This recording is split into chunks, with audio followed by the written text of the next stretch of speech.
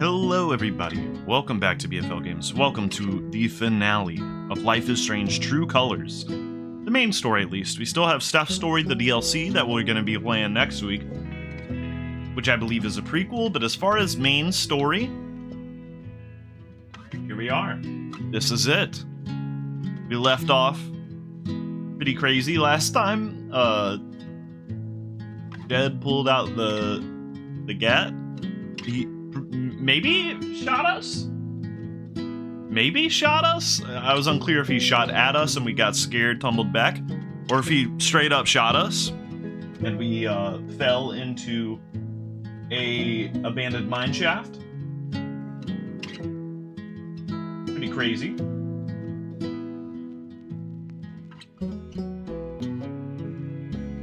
I'm really curious to see where it goes. I don't know. I'm really enjoying the narrative and where it's at, but there are a couple of key things that they could do to especially piss me off, and we only have the one chapter. Not too much time left in this world. But last time was really nice. We got to see the Spring Festival. It was a good time. Let's get alpaca cars. The Spring Festival was nice. You get your romantic options if you so wish. The interrogation scene, and then that big confrontation with Jed.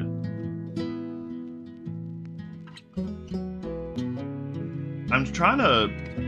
Hey, True Colors finale. So true. I'm trying to figure out, like,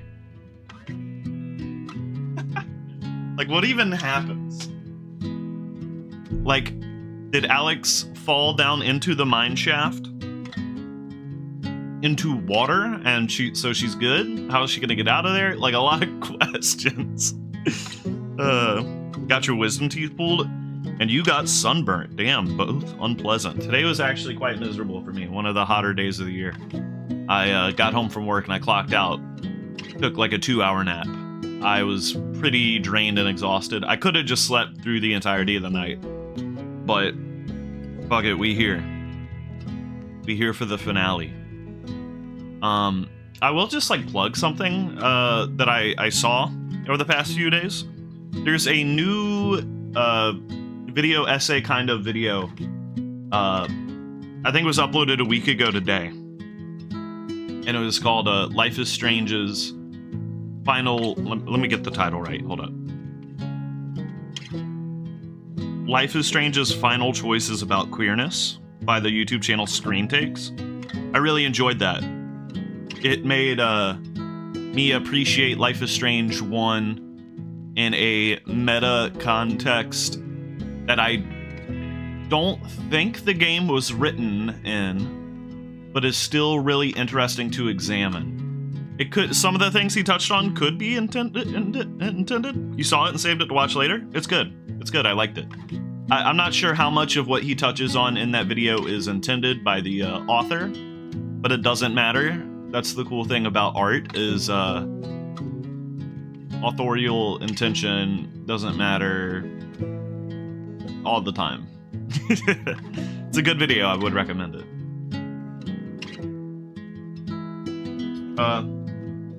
Without further ado, I guess let's go ahead and hop on into it. I wonder if we're gonna be a time pass, or if we're just hopping like directly into it. Side B. Here we go. The underside of Haven.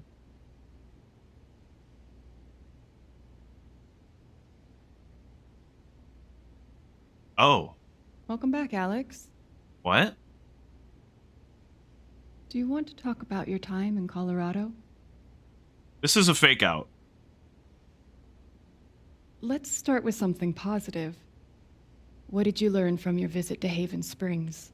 We're like experiencing this. What the hell? This has got to be like a deathbed moment that we're having. Like some kind of, I don't know, vision in our mind, some kind of hypothetical our brain is grasping at. Ain't no way we actually left Haven. I learned not to be afraid of my emotions. I learned to let myself feel, I guess.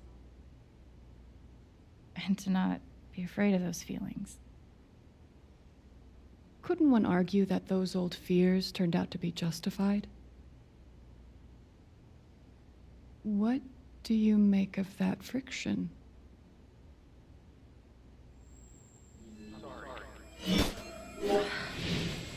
Dude, my controller is vibrating the hardest it's ever vibrated. I suppose I'm proud of you for trying. You helped some people. Chased a mystery. Got to kiss a pretty girl. Pretty girl. Shout out Steph's voice actress. It was her birthday like 2 days ago, by the way. You're right back where you started. You're wrong. You're wrong. I don't belong in here. If that were true, Alex, you'd know you were talking to an empty chair. What the hell? Okay, we're getting our trippy sequence. Okay, mandated. Oh, so are we gonna see Alex's life before Haven, like a little more hands-on? Or are we just gonna be exploring a bit of a mind palace? Fuck? What the fuck? They're me on there. What? Were they always me? I don't think they always were.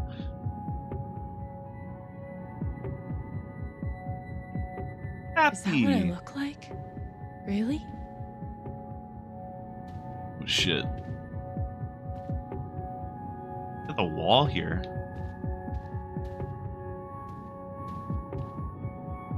I like the music kicking in here. Hey, my guitar. Knock, knock. Who's there? Who put the knock knock on that? Was good, Ark. Alex Chen, our folder, tape recorder. Ooh, some good stuff, Yeah, there actually is another episode left, by the way. So, by the way, Dad has been like a dangling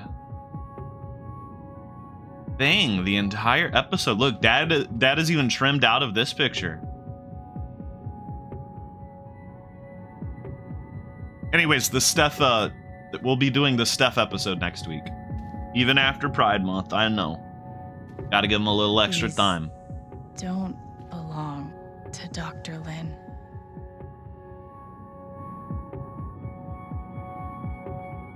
A tuning peg. Is that for guitar? My block and memories. In light of the recent excitement, now is a good time to remind Helping Hands residents that impulses to leave our institution, while understandable, are best resisted. Remember, the outside world is a sharp tooth and possessed of an insatiable hunger. You are soft and slow and appetizing. Why throw yourself into its mouth? Throw yourself instead into mine. I don't like Dr. Lin, bro. What the hell, Dr. Lin? ISO, one missing patient, answers to Alex. She was always scratching at the door trying to get out, but she's declawed, so her capacity to fend for herself is minimal. If spotted, please exercise caution when approaching. What does ISO stand for, by the way? She will appear friendly and normal, but we've had some behavioral issues in the past. Please help me find my patient. I'm starting to get really worried. How did I even get back here? Attention residents. Please join me in welcoming Alex Chen back to Helping Hands. We're happy, though not surprised, that Alex has once more submitted herself to the soul-defying and inescapable embrace of our institution. Notice it still says our location is Haven Springs.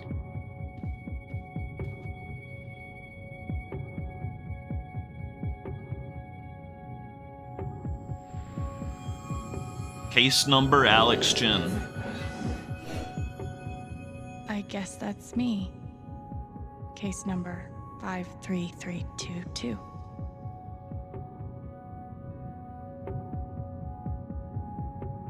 Hold up, any emotions in here? No. Let's read that hoe, baby. Pop it open. Alexandra Alex Chen. Symptoms: emotional instability, occasional violent outbursts, hallucinations.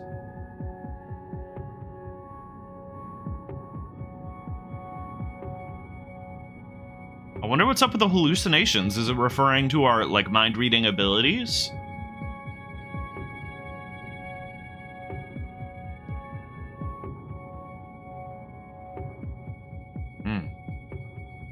Thrown down a... what? The colors? Yeah, probably. Alex experiences a detailed and robust delusion that she is able to read other people's emotional states and believes that because of this ability, she is uniquely equipped to help others overcome their own emotional trauma. I mean, this is a mindset that we've kind of come into since coming to Haven. I wonder if we had even told our therapist about our ability. I wonder if that's something we ever actually mentioned to her. It's difficult to overlook the irony. Someone as profoundly dysfunctional as Alex adopting the role of emotional caretaker. Had she not returned to my care, I do not think it hyperbolic to speculate that her reckless attempts at fixing her friends and family have eventually gotten someone hurt. My belief that Alex's delusions constitute a threat to her continued well-being, as well as those of others. As such, I recommend Alex be thrown down an endless pit. Oh my god, her body shattered against each jutting board and errant brick until she is forgotten in the darkness beneath the world. This is, in my professional opinion, the most humane thing that we can do for her. Damn. What? Snag him.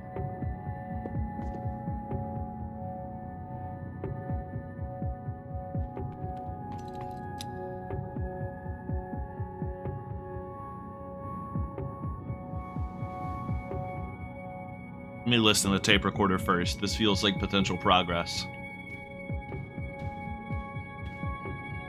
Dr. Lin always records our sessions. I prescribe you eternity in the pit. That's crazy, bro. 12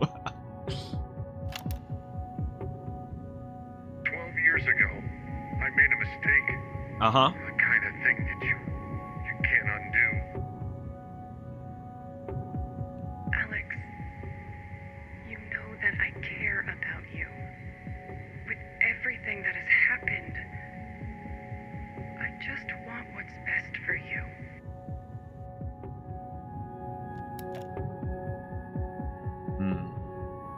Gabat was hating hard on Dr. Lin at the beginning. I didn't see what the major issue was. It might have stemmed from this, perhaps. Not which. I guess she, I don't know, was perhaps part of, you know, a pretty effed up system here with Helping Hands. Alex Chen? Never heard of her. Case has never heard of me. Sure.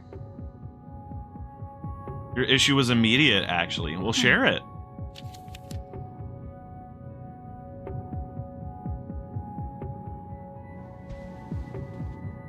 Don't sit on that, don't sit on it, dog. I guess 53322. Case number 5. The way she regarded Alex was not appropriate.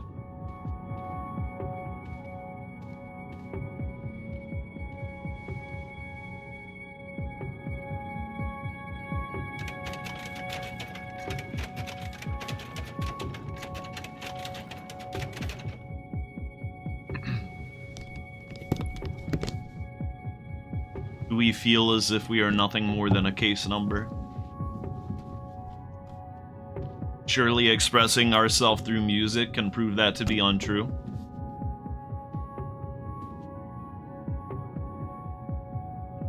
Gabe gave me this guitar, but he never heard me play it.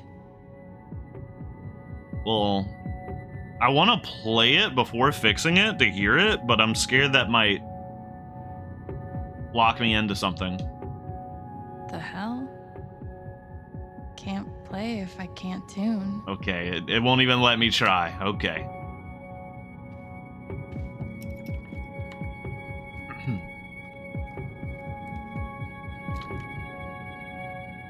Let's go.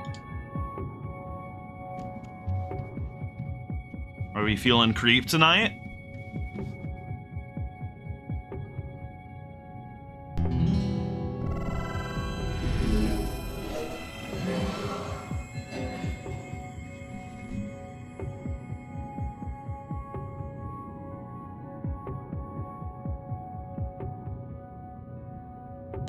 Ooh.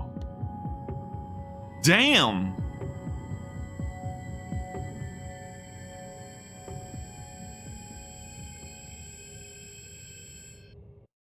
Snap back to reality. Did you even fall all the way, or did we get like caught on a board that didn't break? Like, we definitely broke some.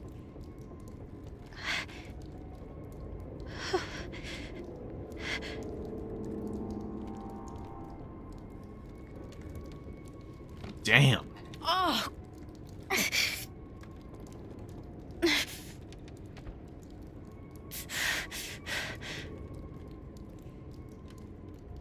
How the hell do I get out of here? I can't jump up and climb up all that. Oh, okay, there's a ladder. Okay. Oh my god.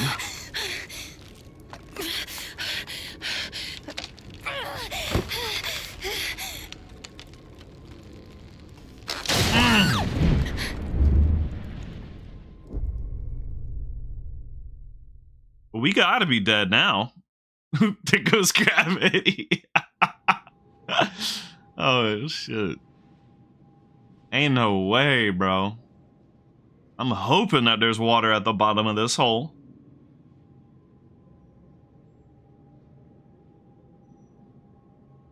Psst. Alex. Gabe.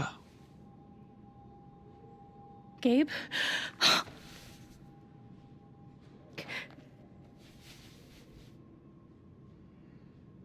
You're dead. So? Lots of people are dead, Alex. Most people. True? Where are we? I want to say a hospital. Dr. Mendez to intensive care. Dr. Mendez to intensive care. Dr. Mendez. Yep, definitely a hospital. Trying to Gabe. think if that name means anything to me. Okay, here's what I do know. Would she drown if there was water? You're 10, Maybe? I am 14. Our mother is sick. So is our father. This is when But mom it's a dies. different kind of sickness. Damn, I'm even older than Gabe? My old you're ass.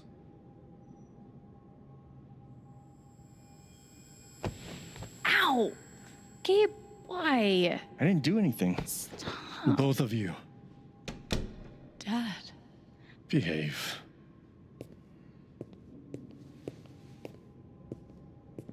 I don't think we know when Dad left exactly. If we do, I forgot. Go check on your mother. Okay. So is it like a mental illness Pops has got? Terminal asshole disease? No one's in here. She was right over there, waiting for me. Well, let's look at everything else before we There talk it to is. Mom. The painting that taught me that art sucked sometimes. What's good, Danny? Alex fell down deep into the glizz pit. We couldn't afford a private room. Just got lucky, I guess. Gabe and I used to watch cartoons on this thing after school. I believe it was mentioned that it was cancer.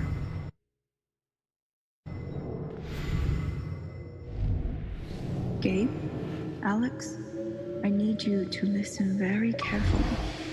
We got some scary news today, and I'm going to be spending some time at the hospital. What? Mom? Are you okay? Hush now. It's going to be okay. Do you understand me? Things will be different for a little while, but I am going to be okay. Cancer is really scary to deal with as a kid. I had an aunt that I was very close with.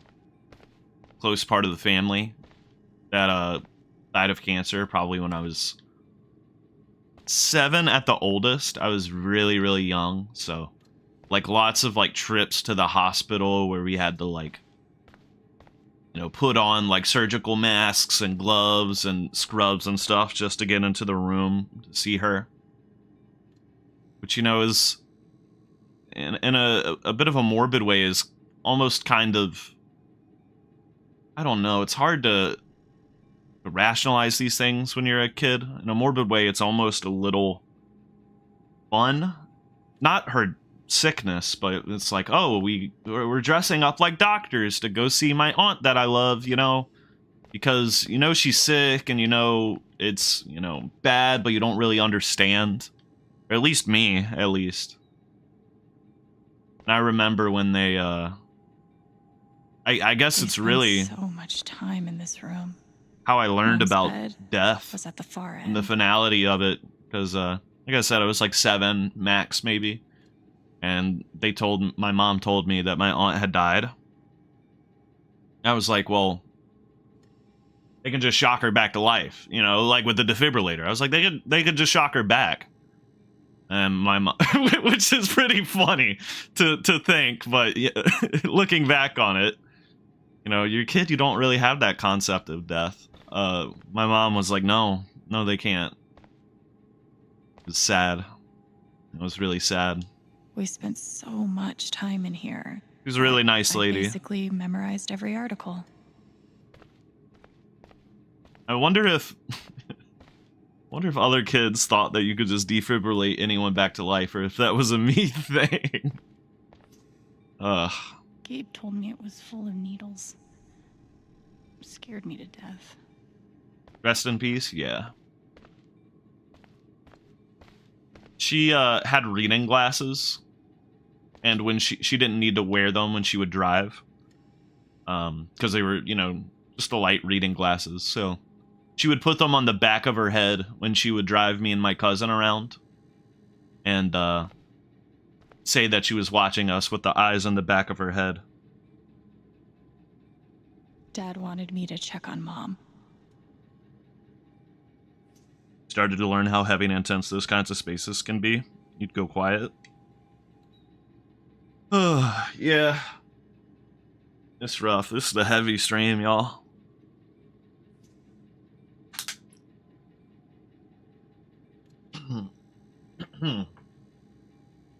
It was always too hot in this room. It's hot in my room too, Alex. She's just on the other side.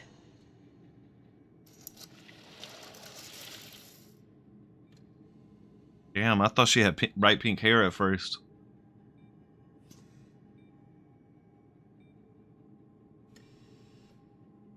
She falls down even more pit. Damn. There's a second longer ladder.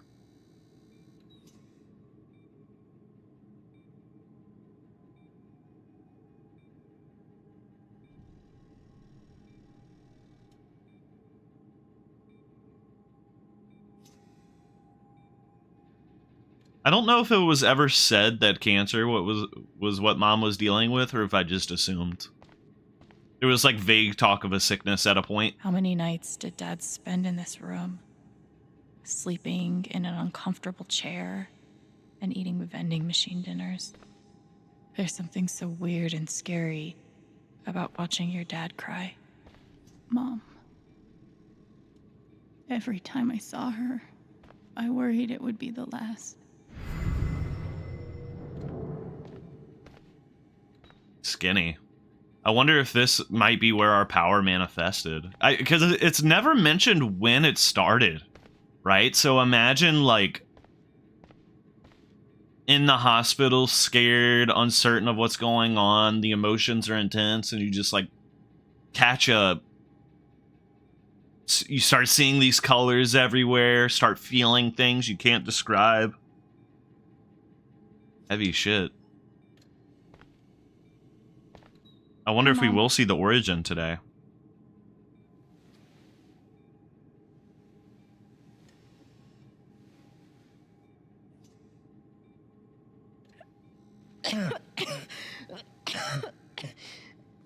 Mom. Mom. Such a brave girl. How do you ever get so brave? Is that how it went? You don't think you missed anything? Ooh, skipping around. Ow! Gabe, why? Run it back. I didn't do anything. Stop. Both of you, Dad. behave.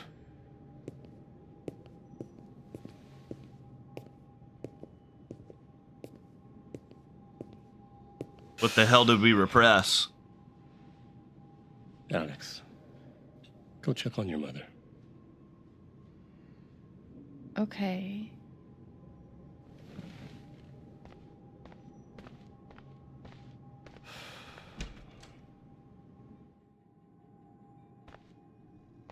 Also, whoa, our own emotions. Okay, this is really cool. I was about to go into it about the memories. I was like, you know, we've been actually looking at everyone else's memories and, you know, the feelings attached to them throughout the game. So it was cool to see Mom's, you know, keys and have, you know, our own memory attached to it. And, you know, I've been going on, I think, since like the episode 2, since the fallout of Gabe's death, about, you know, what is Alex feeling? So now we're getting to experience like our own emotions and dive into those. So that's actually really, really, really welcome. Let's check Mom's keys. I think I was too young to really understand what she was telling us. I knew that sick people went to the hospital, and I didn't want my mom to be sick, but that was the extent of it. She knew she was dying, even as she told us that everything was okay. She was thinking about how many seconds she had left with us. She needed us to believe that things would be okay. She wanted to give that to us. A mouth, maybe 2, maybe a month? A month. A month, maybe 2, maybe 6 or 7, where we could just love our mom without ever wondering when she'd be gone. She did it for us. But god damn it, I wish she hadn't. Maybe if I'd known, I would have soaked more of her up, kept more of my memories of her safe. Today we went back to the hospital because my mom is sick. Our neighbor drove us there because my dad stayed the night with my mom. I wanted to bring my rat Shoo Shoo because I always bring Shoo Shoo when I go to the hospital to see my mom, but I forgot. So that's why we hold on to Shoo Shoo so much. Mom says I have to take care of my brother and my dad. She used to not be so skinny, but now she is so skinny. I wish she was not so skinny, and I wish she would come home. She gave me a necklace that she wears sometimes. Wait. Did I miss something? We couldn't afford a private room. Just got lucky, I guess. Water? No matter how much Mom drank, her throat was always dry. Water was the only new thing, I think.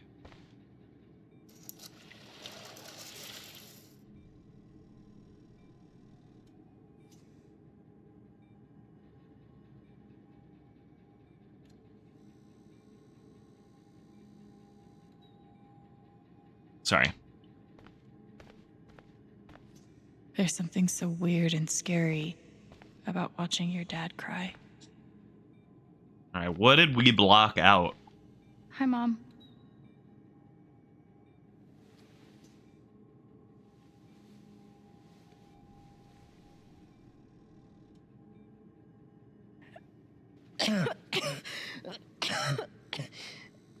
Mom. Mom. Water, Alex. Get her some water. Get her some water, bro. We're definitely landing in water. He probably is still falling. And hitting that water is probably going to wake us up.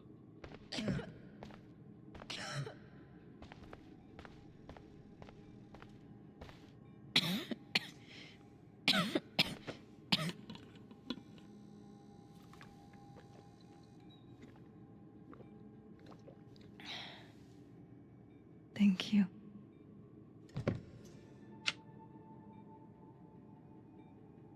You almost never cried, even when you were very small. Did you know that? That's been my biggest challenge with you. Hmm. How do you take care of someone who is already so strong?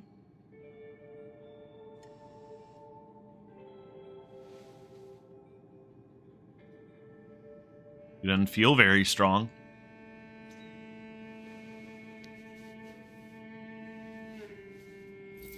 The necklace.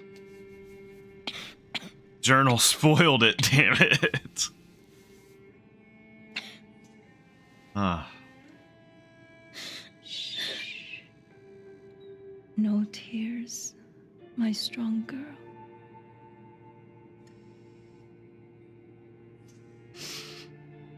I want you to make me a promise. Your brother, your father, they are going to need you.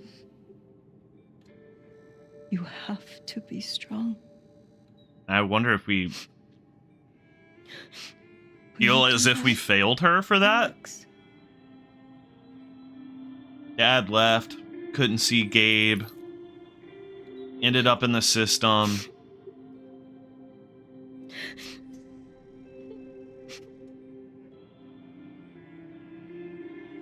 Such a brave girl. How do you ever get so brave?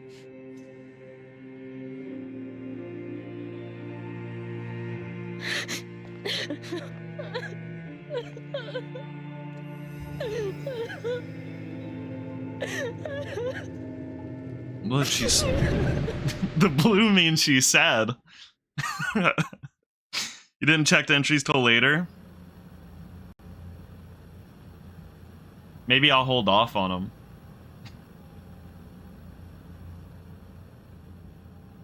I don't know. I feel like reading it in the moment added to it more than it subtracted.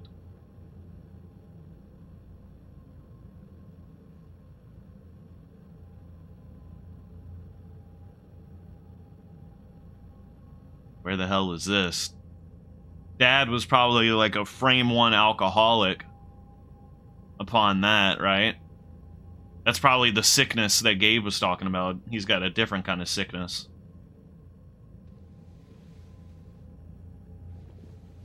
I don't know, though. Maybe they would have mentioned that, living in a bar.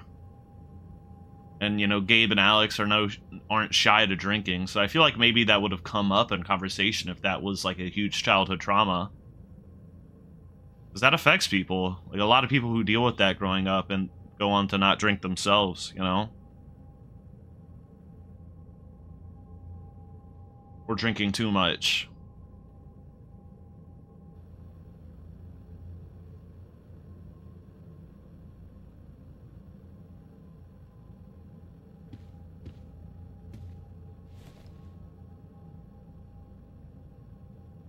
Was that the last time you talked to her? Definitely.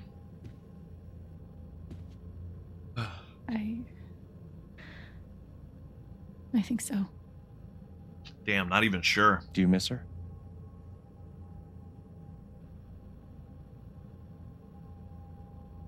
Gabe, what's going on? You're 11, I'm almost 15. Dad and I are time bombs. You keep running back and forth, trying to defuse us both. Damn. All that pressure her mom put on her. Her dying words. You know, obviously no ill intention from her mom, but something insanely toxic is about to happen. Play your part. Ugh. Let's go, waifu warrior.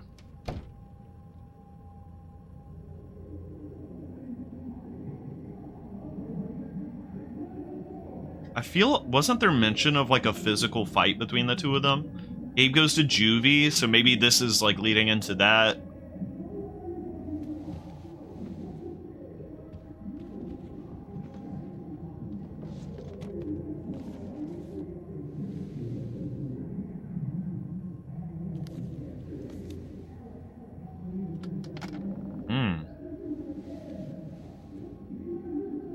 There was only ever one thing to do when they got like this. Drown them out and wait for it to pass.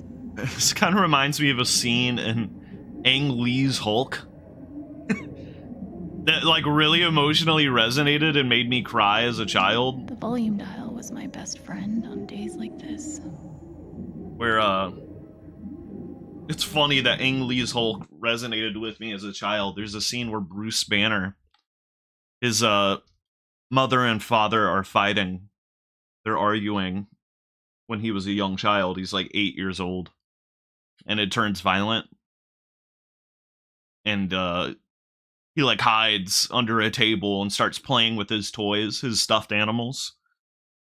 And he's using like one of the stuffed animals. He's like almost like mimicking the fight between his parents to like distract himself. It's probably not well done, but when I was like 5 years old, I was like, shit, bro. You remember that scene?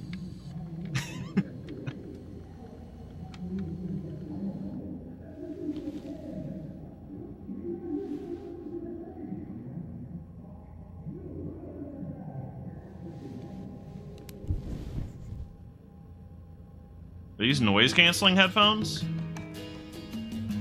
But I guess she's actually kind of young. They probably had wireless headphones at the time.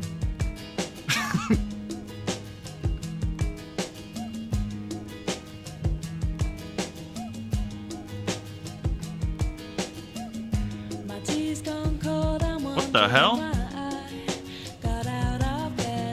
Is this the original song or is Eminem about to come in? Because I never heard the original song.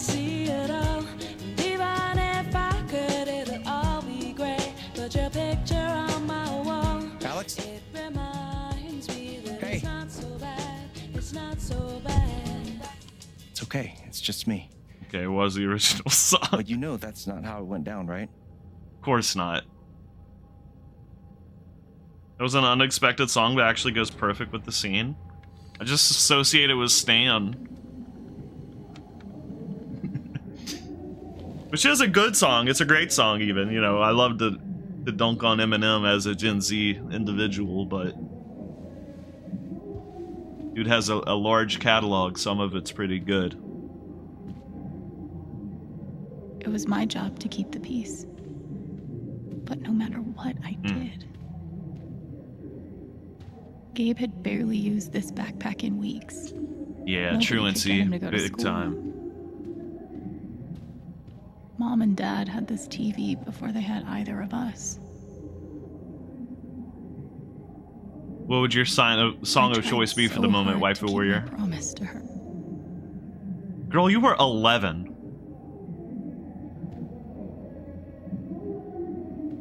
Dad's laundry. I always set it here when it was done so he could find it. At least I managed to hold on to you, Shoo Shoo. Oh.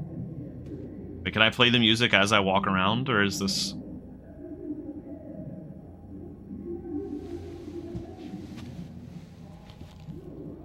Putting the headphones back on?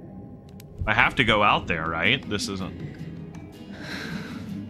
a different song. No, it's the same song.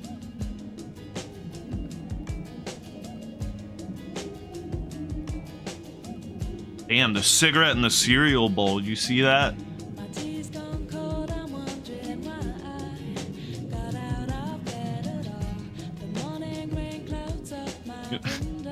This kind of reminds me of those videos. It's like,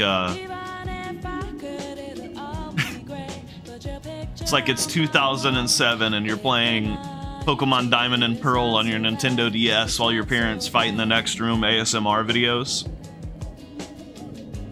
You ever see those?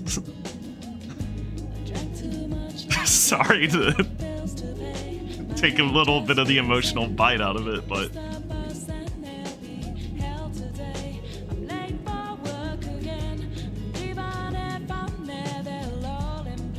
Yes. Mine was always reading. I would just engross myself in a book when it was time to not exist for the moment. Not actual ASMR, they're videos. My go-to was always reading. I could tune out everything around me. All right.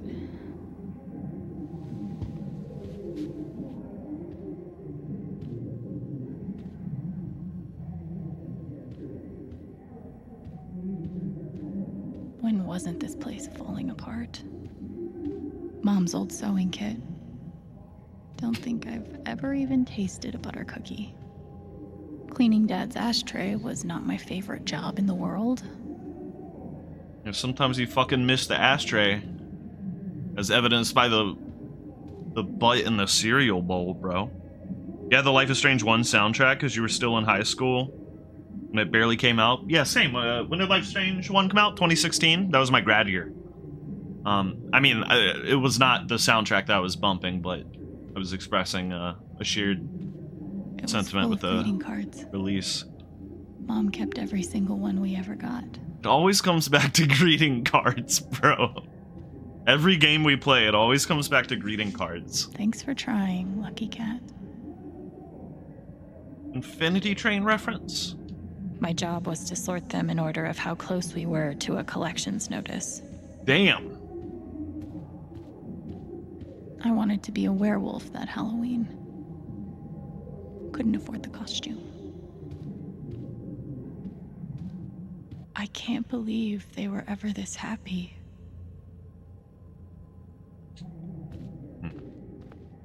How's the kitchen look? Beer. What we got to say about the beer? Gabe used to steal Dad's beer all the time.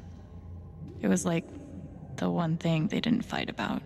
Okay, maybe not alcoholism as our big deal then. 2 cups water for 1 cup rice. Set timer for 30 minutes. Do your history homework. Serve. We never really touched these after Mom died. She was such a good cook. Nut butter.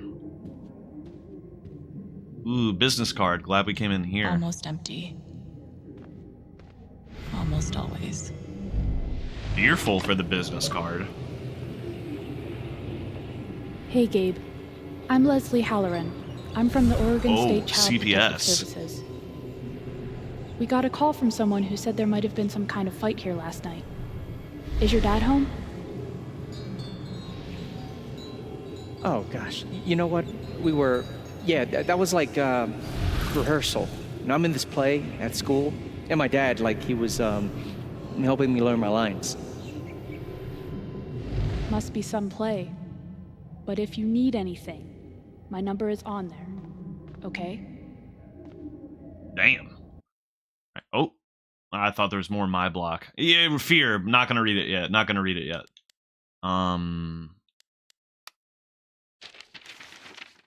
After this, CPS became the name we called the Boogeyman. Watch out, or CPS will come. Be nice and quiet, or you'll get swallowed up by CPS. Don't fight with Dad, Gabe, please. Do you want another CPS visit? It was the swinging pendulum dangling over the pit we were in. Gabe, especially, was terrified of them. For the usual reasons. He wants to be a ward of the state. But also because, despite everything, the idea of losing Dad when we'd already lost Mom made him feel like he couldn't breathe. I think Gabe always hoped that Dad would come around. He had to, right? Eventually? If he didn't, we got piled into a town car and driven away from him forever. What else did Gabe have to hope for?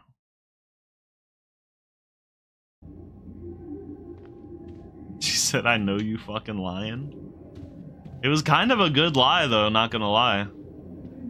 He was kind of quick with it. He wasn't convincing in his delivery, I suppose, but... The killer mistress tabs in this book weren't even close to right. Junior headbanger. Intermediate. Gabe loved Son of Lead back when it was an indie. It was too gory for me. Still had Son of Lead in his apartment. Up above the bar. Alright. Gabe and Dad were so loud when they fought. Out on the patio, too, right? Let's do it. Where you going? Are you gonna tell her? Or is that my job? Keep your voice down. Fine, I'll do it. Alex, Dad lost his job again. So we're broke. Again. Don't talk to me that way. Despite what you may believe, you do not know everything. You think what? I laid myself off? It's okay. We'll figure it out. I could, I don't know, Dad. But what are we supposed to do now? We gotta eat. we can sell some records. Or what about my guitar? We can sell that. Alex, what is it gonna take to get you to stop defending him? If your mother could see you now. I don't want to hear about Mom. Babe! I'm so tired of you using her as an excuse to be a piece of shit. Don't fucking touch me, piece of shit. Dad.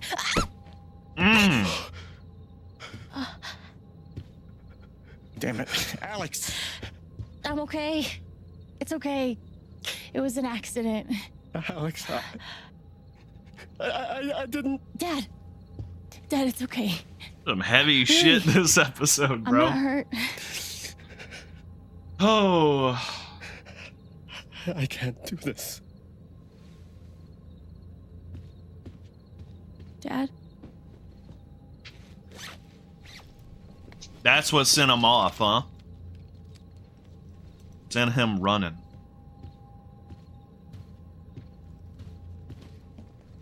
Someone will come. That woman from CPS. Someone.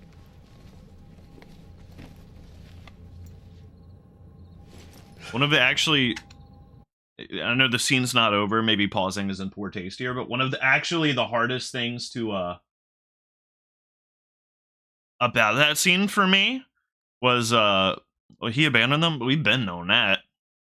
One of the harder things about that scene for me was her eagerly like suggesting we could sell my guitar, you know, just like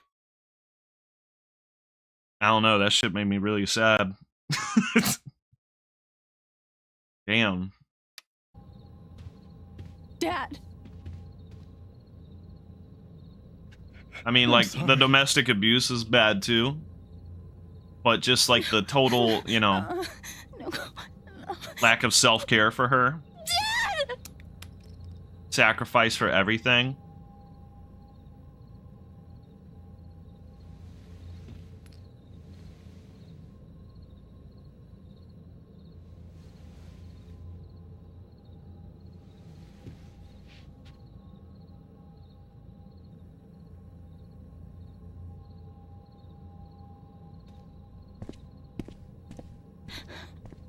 He took it with him, huh?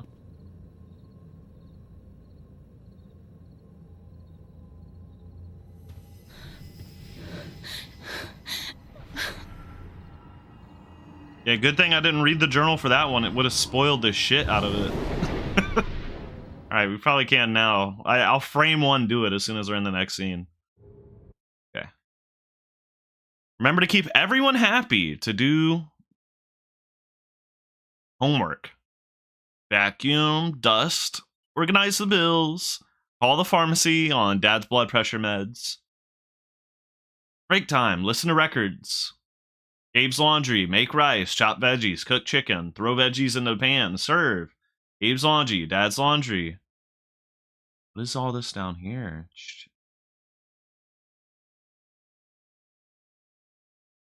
Chores.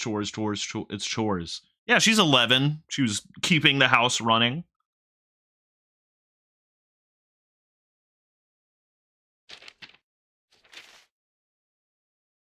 Actually, I find it really interesting the way that the fear is represented here, huh? Not even a thing written about the feeling itself.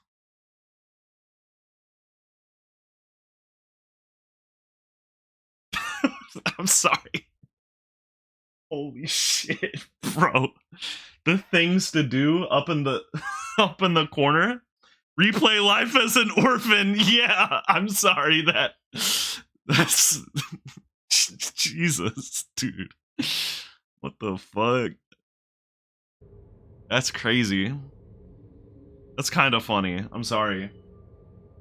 Stuck up on me? Yeah, I was not expecting that.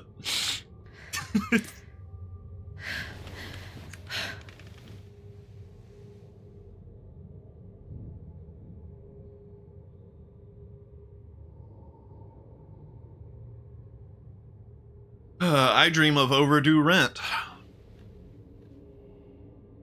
I wonder how long we were thugging it out on our own before CPS caught wind. Hey, can I ask you a question? Which orphanage is this? The one in Grant Park? Kind of thought it'd be nicer. I can't do this, okay? I can't. How many were we in? You need to. No. You need to be honest about what you see. I was. I have. Hmm. And now I'm done. So we did tell people. Almost. But not yet. That's probably... You were 12. I am 16. I steal a car and end up in juvie. Gabe, come on. Then you're 13, 14, 15. Orphanages, group homes, musty rooms in the strange houses of foster parents. By the time you're 17, you've seen them all. Somewhere along the line, you start to feel things. Your own emotions don't belong to you. So it was in our early teen years they started to You develop. have nothing. We're gonna No one. have to relive one of those blow-ups. You are alone. One of those fights, right? I don't want this. Alex. Play your part.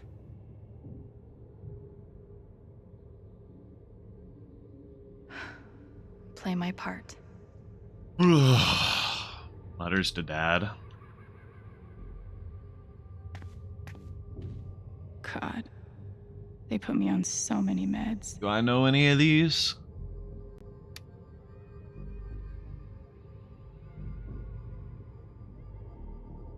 No, I don't. Where's the Zoloft, bro? I know Zoloft, dog. Did any of them ever work? Some of them helped. A little. None of them fixed me. In their defense, mutant empathy isn't exactly in the DSM. Pretty sure it's locked. Must be after Bro just curfew. called me a mutant, by the We're way. not What the going fuck? anywhere. We weren't allowed to bring glass into the dorms, so we had to drink from this thing. Like hamsters in a cage. Except if you give a hamster a glass, they don't toss it at the other hamsters' heads. Damn. Love this, Wait, someone's taking a stride. Y'all, what?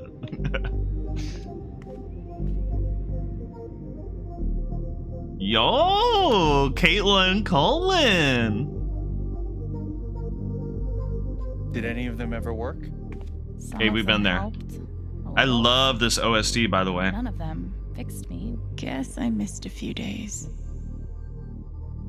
Why is it so tattered and dirty? It's like they smeared shit on it, bro. I know that that's like saying something, but still, damn. How you holding up, Shu? Can't believe how long you've had that thing. That thing was my only friend after you left. The barred windows is crazy. I used to write one every day. Stupid. Been Why? 4 years. You clearly missed him. And I thought he missed me. Hence, stupid. Maybe he does. I wouldn't forgive him. They used to say this place wasn't a prison. Well, maybe they were trying to keep you safe. We were both Yes, behind sir. bars. Whatever the reason, the end result was prison bars. I took a fork in here one time and hid it under my mattress. Just 'cause, fuck you. What? Residents must adhere to their assigned schedules at all times. They're not permitted to loiter in the dormitory outside of designated free time. Glass and silverware are to remain in the canteen. Non-resident guests are not permitted in the dormitory. Lights out, 9 p.m. every evening. No music, TV, screen time at all after lights out. Failure to adhere will result in disciplinary action. Damn. should have stenciled the same thing on all of us. Property of Oregon really Children's feel like you were their Services. property? We didn't belong to anyone else, did we? A nice fit. Fancy. Everyone had one good outfit. We wore them to meet the parents. Damn. Did it help? Kinda think you already know the answer to that question. I like the subtle graffiti. I remember the kid who put this here. Sadie? Sally. Something with an S? You were friends at first, right? Sadie. Way at first. Then I freaked out on her and she was done with me. Just like everyone else. I think she was mentioned in our journal or something? I think we had that one in our journal. No, she doesn't remember the name. I feel like there was an S name, but maybe I'm making that up now. Maybe I'm making connections that aren't there. Anger. I don't understand. Why can't I have my guitar? We've been over this, Alex. Your guitar stays in the rec room. You can play it during free time. That's bullshit. I don't need it in the fucking rec room. I need it when I'm stuck in the fucking dorms. Alex, that's enough. Maybe we'll just take away your guitar privileges entirely, if that's what you prefer. You can't do that. I did notice that the memory get icon in the top left of the screen at this point is now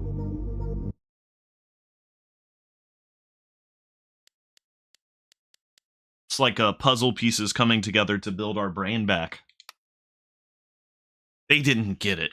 I wasn't just being a brat and I wasn't acting out for attention. That guitar was fucking sacred to me. The only thing I could do to keep myself from losing it in the dorms every night, especially as I got older and my whole thing with emotions got worse. But they didn't see that. They saw a little psycho glaring daggers, making demands. I think that's what they wanted to see.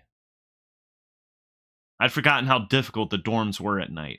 We all had nightmares. It's hard to live the sort of life that lands you in an orphanage without going through some pretty nightmarish stuff. But the difference was, I had everyone else's nightmares.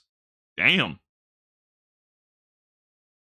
I just needed to hold my guitar, to press my fingers against the strings and feel the vibration in my belly.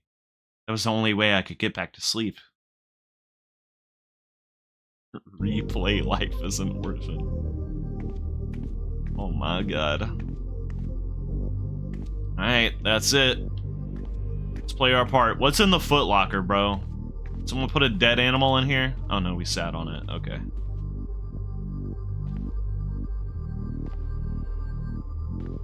This has got to be a fight. It's anger.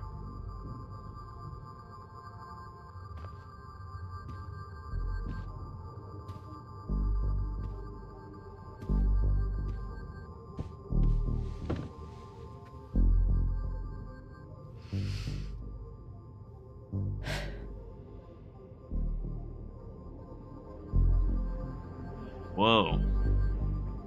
We felt like we were sitting in a zoo or something for potential parents.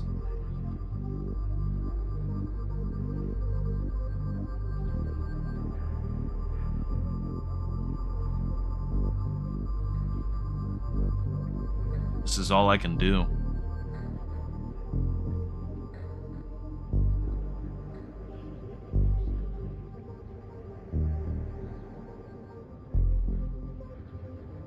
I'm supposed to be able to do something? Didn't even think about how Alex would feel the emotions of all those children who are emotionally scarred. She touches a bit on it in her journal and stuff, and you can see it at the beginning. There's supposed to be something to do. It feels like there's supposed to be something I should be able to interact with. I think the game might be glitched. Because it's been like a minute straight. All these people. Okay. All their feelings. All these people? It's 2 people. I think the game is glitched. It takes a minute? Okay, it's doing like an artistic thing where it's like, feel the minutia of sitting in an orphanage alone with nothing to entertain yourself. I don't know if I appreciate that. Oh, it's... Okay. It doesn't take a minute. You just need to sense the emotion. He's not like glowing blue, bro. I didn't know. Oh my god, they're fearful. I couldn't even see them over there. He's sad. They're scared. She's been through so much. I just don't know if we're prepared for a troubled girl. Wow.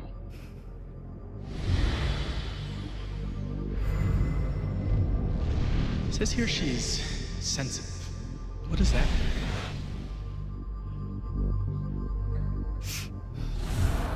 Yeah, I can't adopt no sensitive orphans.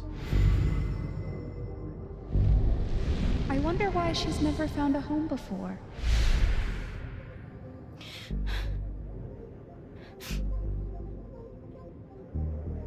Shopping. I'm sure she's a sweet girl, but she's not for us. She's awfully old, isn't she? What the fuck? This is the kid that's been in all those fights, right? I want to help. I really do, but there's just something broken. Wrong. With her.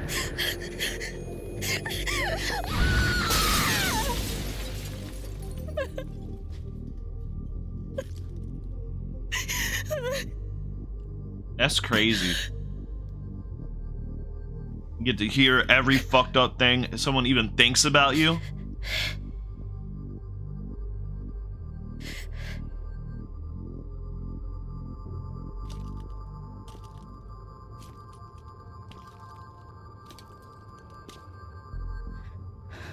I'm sorry.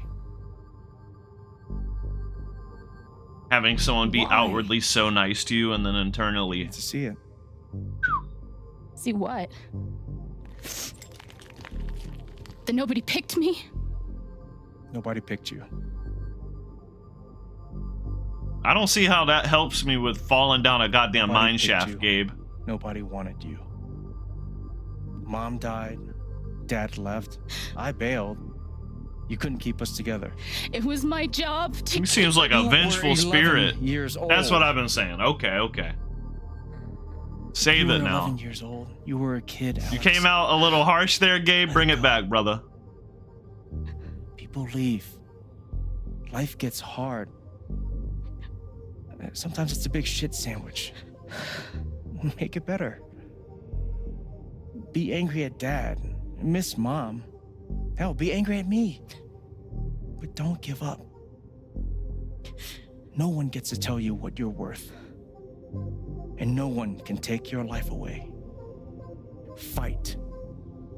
Fuck yeah. I'm not sure I. You have a gift. It's something you don't even understand. You can change the world. Make it better. You want me to feel? Now get up. I am mad at you. Get up and fight. I'm mad at a lot of shit right now. I feel some pretty intense emotions. Oh, where are we?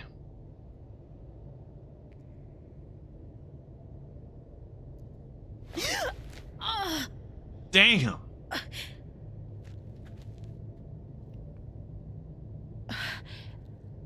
How is she alive? Come on. How is she alive, bro? Come on. Who falls? Lucky AF? Let's just pretend that her emotion superpowers gave her, like, slightly increased physical durability. Can we just pretend that? Because, this shit is crazy. Glass is still intact and on her face. Oh, his last match. Wow. Chekhov's gun. Hair still styled and slinging.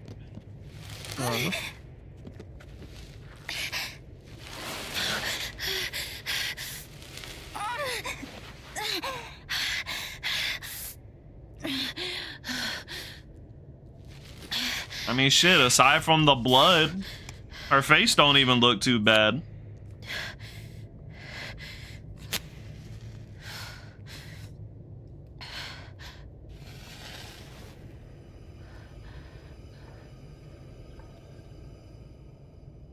Let's hope we don't wander into a pocket of natural gas.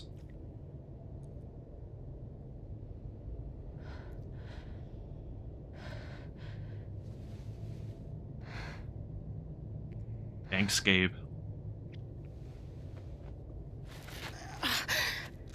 I'm glad she didn't say it. You don't need to say it in that moment. We know it. So maybe it's not realistic all the time. I can deal with that. I've got to find a way out of here. If someone... If this was too much for someone's immersion, I think I could understand, to be honest. But, you know, fuck it, we ball, you know? No more ladder. Not that I'd be much good at climbing. Nothing like a little end of the world jam session. He finds an old miner's banjo. It's an optional interact. Pick it up, start strumming it.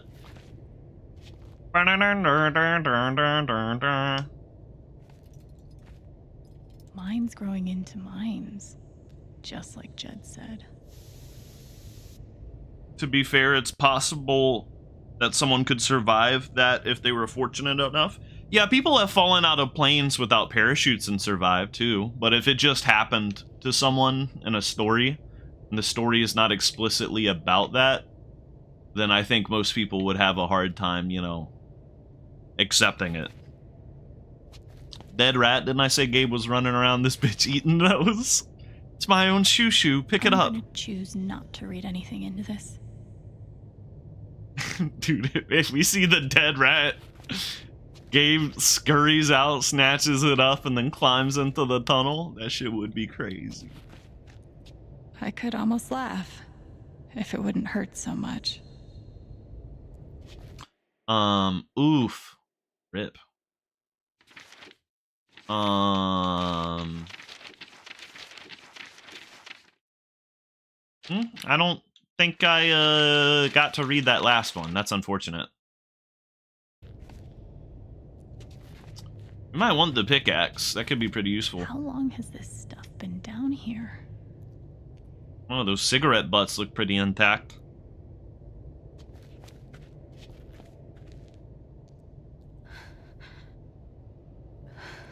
Damn.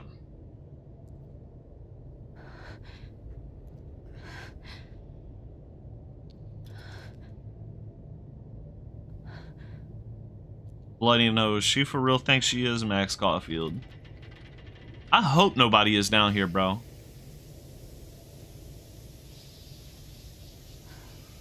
What's that sound? Oh, no. No. Oh, it's running out of gas. No. Oh, shit.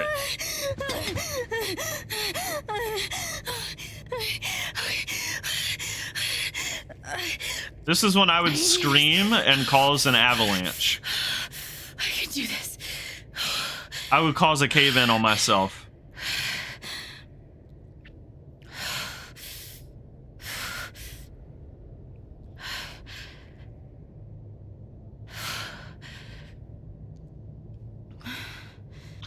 Are we gonna see the colors?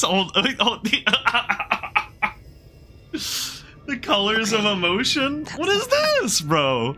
Okay. Yeah, she's been holding that side. She probably got some internal damage. Alright. That aura is the only lead I've got. We got sonar now, bitches. Daredevil who?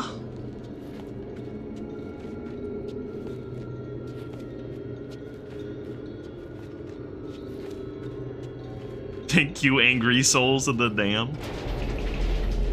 All right, boys, getting close. Ooh, we are gonna see what really went down here. Helldivers for life, huh, Jed? Dig so deep, we see where the devil sleeps. Goddamn right. This is it.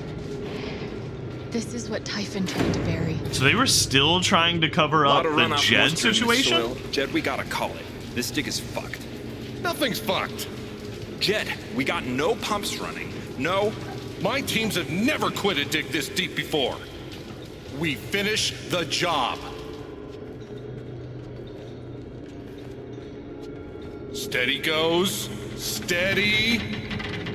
Helldivers, where the democracy at? Move! Come on! Clear the tunnel! Who's on radio? Jed! Fuck! Jed! Jed! Oh my god. But Jed was a hero for saving people. He's also the one behind the damn thing. We gotta move now! There's still men back there. They'll drown. Yeah, and so And they will left we if some. we don't get the fuck out! Make the call, Jed! God damn it! God damn it! Everyone, let's go! Now! Again. Not even, you know, maliciousness. Just his ass, you know. Must be where Typhon blew the charges. Not being safe, putting corporate interests ahead of everyone's safety. Same shit that got Gabe. Even though Gabe actually, there is a mild conspiracy behind that one. Was this the angry souls of the dead? Like, a bunch of people in this cave-in? Oh no, it's an item with a strong emotion attached to it. Like a memory. Anger. Intense anger. Dad died in that? Dad.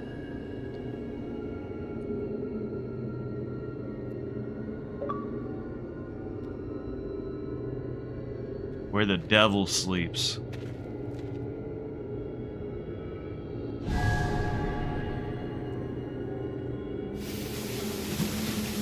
Jed! Come back! Jed, you son of a bitch! Chen, you gotta stop, man. Jed! Fuck you, Jed! Come back! It's over, Chen. He's not coming back. The other ones that accepted their death. I'm sorry. I'm so sorry. And these deaths were just covered up, presumably, right? Shit, maybe even the existence of their work at Typhon could have been scrubbed, you know?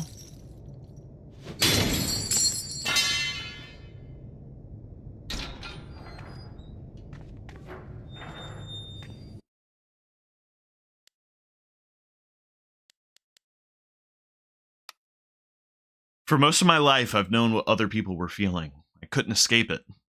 Sometimes it felt like I was drowning, flailing to keep my head above water and sinking away. Like,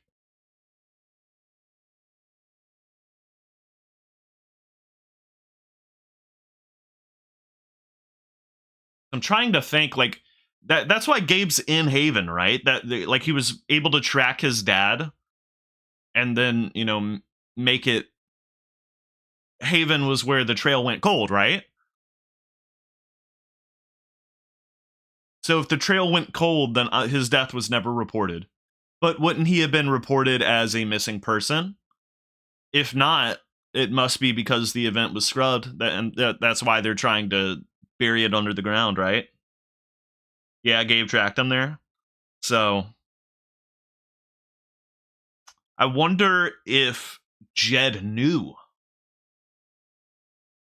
Maybe that's why he felt this obligation to take care of Gabe and Alex. I wonder if he knew. He very well could, but he very well also could not. It's been 12 years since the mine incident. And obviously Gabe had been here for a few years, but even still, who's to say that Jed ever even saw the picture, remembered the name, you know? Curious. Then I found you at the bottom of the fucking world, and I finally felt what you were feeling. What's messed up is your emotions were just so normal. human, I guess. Fear, regret, same stuff as everyone else, and same stuff I've been drowning in since I was a kid. Shouldn't take an empath to know that. But I think I needed to feel it before I could let you go. Now the only person whose feelings I still need to understand is me.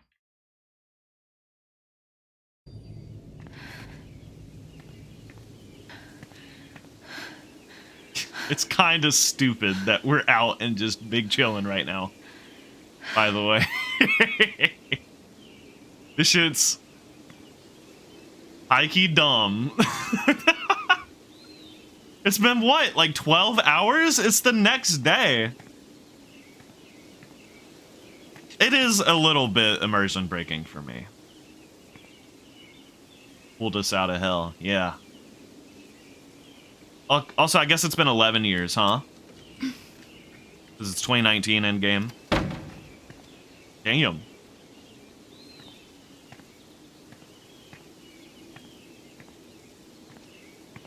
She's probably unconscious for most of that time. Doesn't that make it a little more outlandish that she was then able to get up and walk out? That's one major complaint about this chapter, if not the game. It is like wildly And during my time contrived. I have to have to imagine there's probably a way to have made it less contrived. Right? They literally had the mine filling up with water and flooding. You know, could we have not made it a sequence where she falls into the water, is having these memories of, you know, her broken childhood as she's drowning, and then she's able to come to? You know, you don't know if it's contrived. I think it is by definition contrived. Let's look at... Define contrived.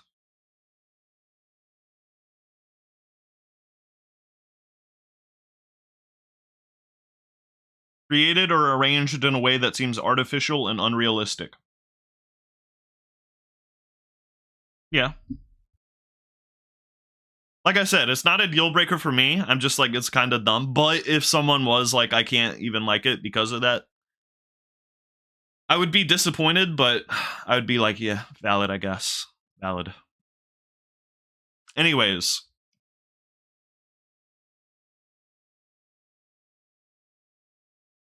Like, it basically didn't even matter. Like, Jed tried to kill us, and it basically didn't even matter. Like, we made it out, and we're just chill now. here, We're gonna wander out. Like, yeah, he shot me and pushed me down a mine shaft. He kind of sealed the deal against himself. come to realize what makes Haven so special. It's a flat. You did disagree with that take? Yeah. No. It did matter. It did matter. It was a good sequence, but I mean, like, it was pointless on his behalf. Which it would be in any instance of him trying to take us down, right? But I mean, like, Jefferson was unsuccessful in what he attempts to do with Max. But, like, you actively fight that, you know, and overcome it. Whereas this one, it's like Alex gets pushed down into a hole, and you see some memories, and that's really cool. But she just, like, ultimately walks out on her own. I feel like from, you know, it is a game, you know, from a gameplay perspective, I feel like I had nothing to do with that. She just fell down there and just walked out, you know? Whereas Alex and Jefferson, you're very, very involved in that fight against Jefferson. Did she get shot? I don't know. I feel like it's still unclear. She's been, like, holding her side? Maybe? The bullet grazed her? Okay. Yeah, we weren't sure.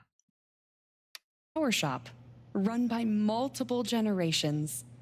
A bar owner who greets every customer by name. It's a spring festival tradition going back 100 years. History loyalty, pride. These values which define Haven are the same values that Typhon was built on. And that is why our partnership has been so successful. I didn't even recognize her without It's the been beanie my on, by the way. What privilege the fuck? To renew Typhon's commitment to Haven. We believe in this community, and we're tremendously excited for its future. Steph, no Thank you, beanie is so Diane. cursed. I think I speak for all of us when I say we're eager to make this official. So, time to vote, folks. And then lunch. Uh-oh. Oh, he just saw a ghost. Oh. Oh. He's like, fuck. Alex, oh my god. I'm fine. You are not Bitch. fine. We have to get you to a doctor. What happened to you?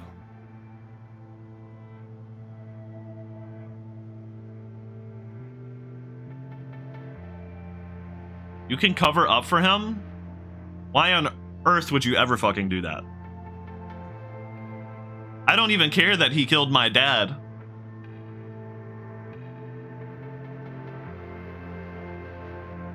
Why would you cover up for him? Let me think about it from Alex's perspective. Yeah, why the fuck would she cover for him? That's his son. Why would you cover for him? I'm gonna be okay. Fuck that. What? This would be hard to hear. You're fucking something I dad. need to hear. What do you mean cover for him? I'm going to be so you if you have the option but between I'm going to be okay and this will be hard to hear, that tells me that the I'm going to be okay option kind of glosses over what just happened. Does it not? What else would I'm going to be okay versus this is going to be hard to hear? I'm going to be okay implies I'm not about to tell you what just happened to me. Doesn't it? You think it's just response? Well, she's about to say this is going to be hard to hear, but this is what just happened. Either was going to lead to the same thing. I don't know. Maybe. Our phone magically works now that we're back in town, by the way. I guess we didn't have service down there.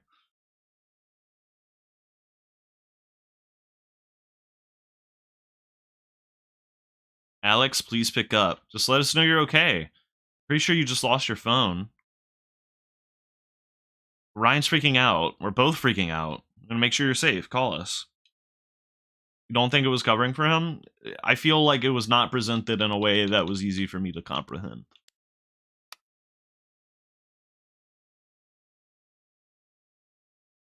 Like, if there was just an attempt on my life, and then I'm confronted with the killer and attempted killer and a bunch of other people.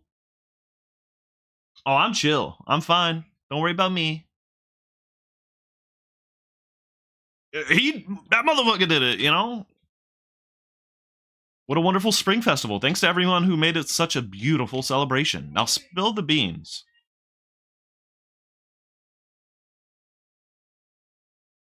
Give me 1 second.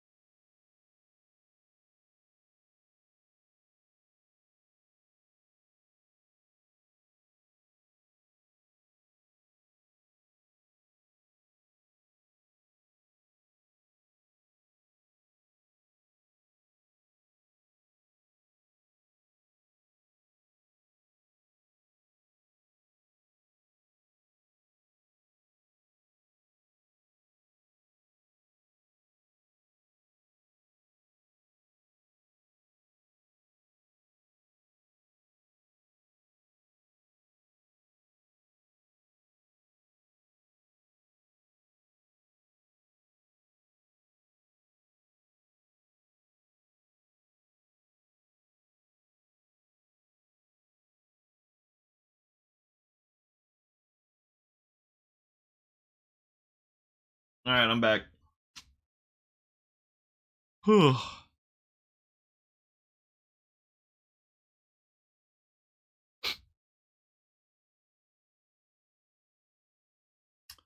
What a wonderful spring festival. Thanks to everyone who made it such a beautiful celebration. Who got a rose? Can we brag for someone else? Steph, do I have permission to brag about the rose you got from your crush? I bet Steph wishes she could reword that. But hello, as many of you know, funny. I'm a freelancer for the Rocky Mountain Gazette, and I'm writing an article about this evening's incredible performance, but I can't track down the band's name.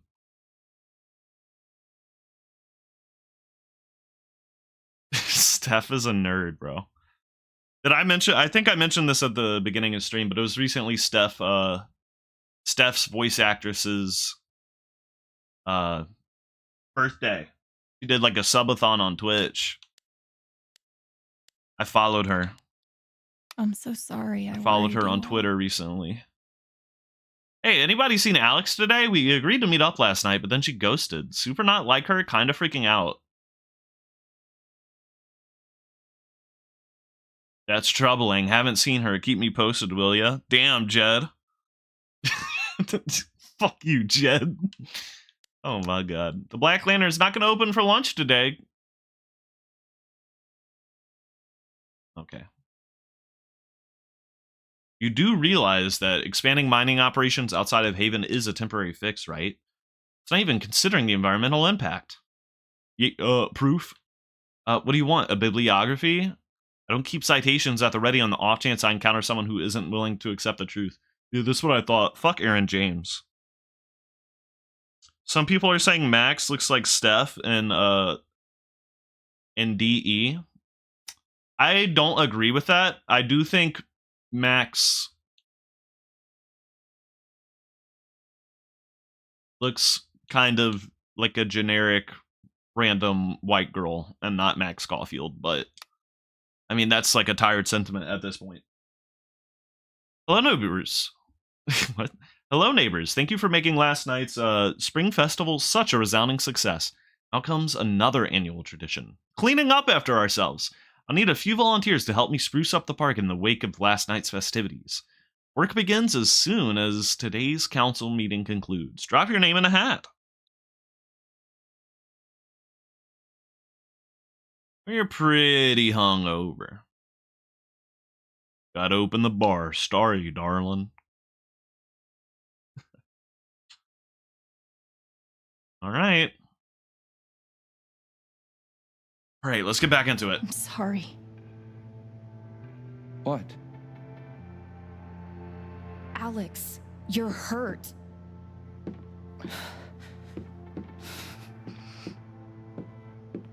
Do you need help? We can call an ambulance. Typhon's been lying to all of you.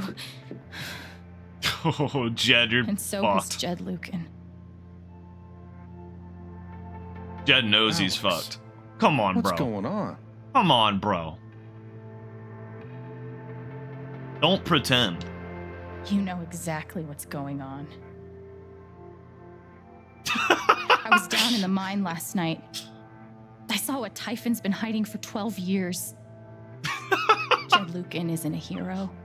That whole story is a lie. Jed caused the accident. And then he abandoned 7 of his men. He let them drown to save himself. There were pictures of me and Gabe down there in the dirt. Our dad. Because one of those miners Shit. is my father. Charlotte is like, God. Typhon wanted to keep this covered up in case it jeopardized the How much village. did you know, Diane?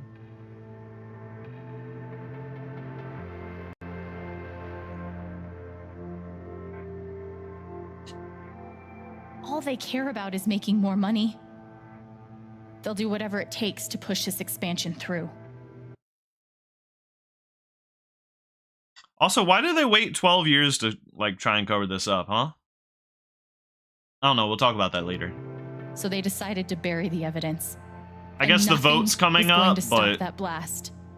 Not even the fact that there were 4 people up in the mountains. That's how Gabe was killed. Jed knew all along. He covered up the truth about the past, about Gabe. And when I found out, as you can see, he tried to kill me too. There was an inspection coming up. There wasn't an inspection for 12 years. How you doing, Ducky? Eleanor is like, why aren't any of you saying anything? Never mind. We don't want to embarrass you, Alex.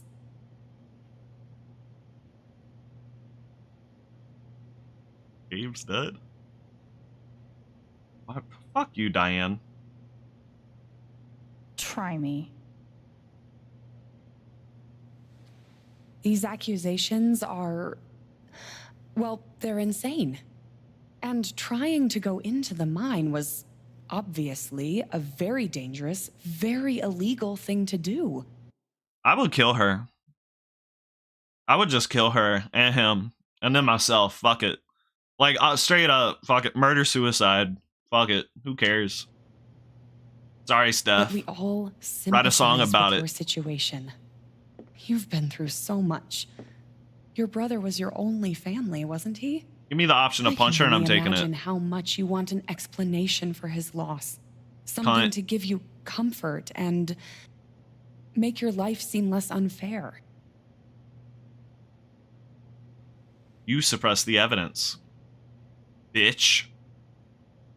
You know there's proof of the cover-up. Fuck that You let empathy. Pike arrest me to suppress the evidence. Officer Pike arrested you for stealing items from my purse. Perhaps you were looking for evidence? And I found it. Which is why you and Jed tried to threaten me into silence. Dad? Ryan, do you have any idea what Alex is talking about? No. I don't. I've tried to be there for Alex since Gabe died. I thought, I don't know, I hoped I could be something of a father figure to her. Come on. All I can guess is, sometimes when we're hurting, the people we lash out at are the ones who we're trying to help. Fuck you. Come on. You're lying. This is an act. You're lying. I mean, I built up pretty goodwill. People are at least going to be asking questions. Please. I know this is hard to accept. You all trust him. Like, look at the state of her. too. If she walked in here like telling this, the truth. speaking this shit, I'd be like, damn. I believe you. Of course I do. Gay solidarity.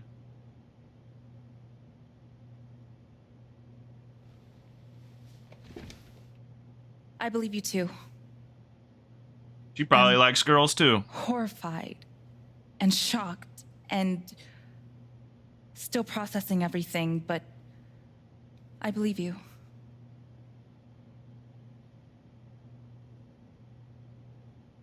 Ryan, I can understand if Ryan is like...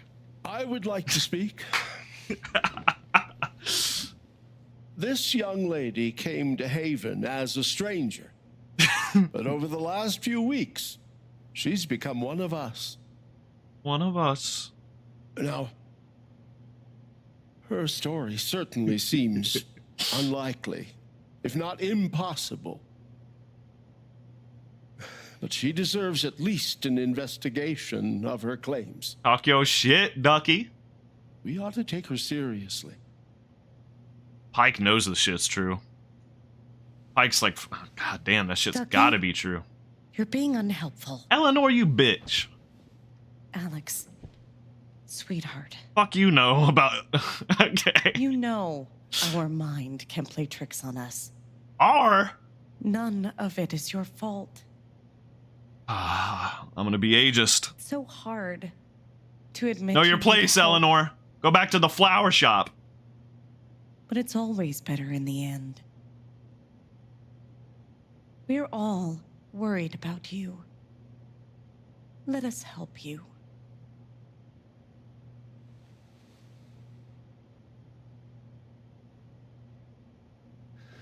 Don't worry, Alex. I got this. Oh, for fuck's sake. Forget Have a USB stick full of recordings. Yes, we went through this yesterday. Your superiors closed the case. None of us have time for conspiracies. Yeah. You're trying to weasel your way out of things again, huh? I know your game. I know. Don't test me, Jason. Bitch, he's the sheriff. I'm not scared of you anymore. Yeah, fear. Not of you. Taken. All right, that's enough. Deputy Pike, do you have some kind of personal issue with me? Like hell I do. Jason. Well, given that your judgment in this matter is I always like Pike. emotionally compromised, you should probably remove yourself from Cut the crap. If you think you could shut me up with it. I think you better cool it. I'd like to speak again. It concerns me that a voting member of this I'm sorry. No, you believe me. That's putting yourself forward. That's putting yourself at the lead of it. Like, this is a lot for him. He deserves, like, some form of, you know, appeal to him. That is not true. Pike's my goat.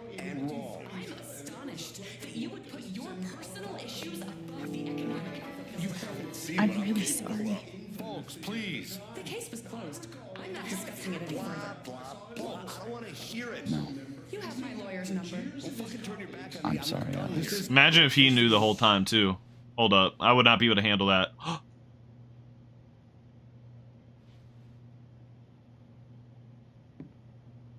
Dad.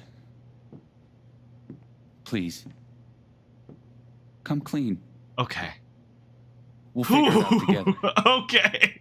When you said no, I'm sorry, It Alex. amazes me. Sorry for what, motherfucker? The extent to which she has manipulated you. Come on, Dad. Never in a million years. He knows I got powers. He knows, like, seeing what's you do real. this. Yeah, right. Yeah, I thought the powers. My own son. Dad. My own goddamn son! Stop.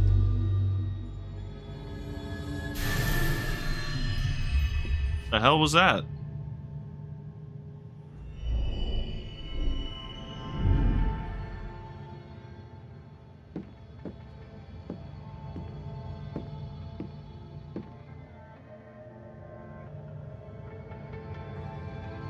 What do you mean stop? Did we just freeze time? I know why you tried to kill me. We cast a truce spell on him? What's going on? It's not what you tell yourself. That you thought it was best for Haven. This was never about Haven at all, was it? This was about you. I know it's easier not having to think about the men you buried. You want to look away and pretend the people you hurt aren't people. But I won't let you.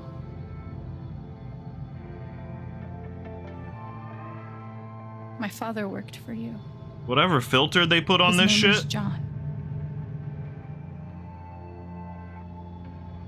Whatever filter they put on this shit with the color grading and stuff, it looks mad good right now.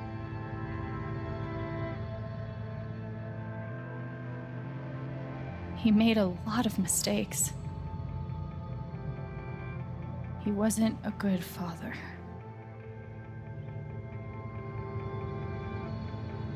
I think he came here trying to be better. But you killed him.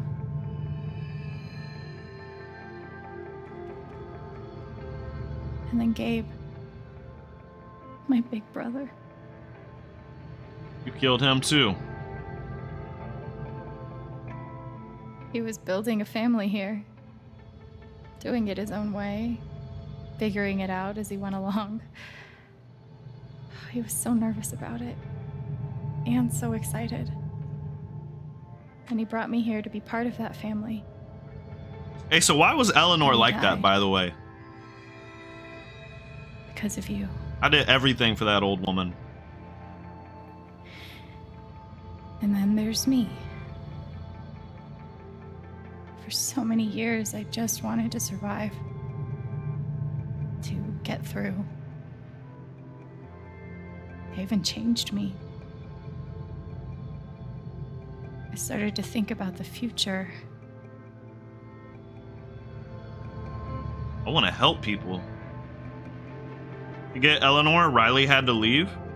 Not my fault the bitch got dementia. The fuck? What do I got to do with that? That shit ain't got nothing to do with me.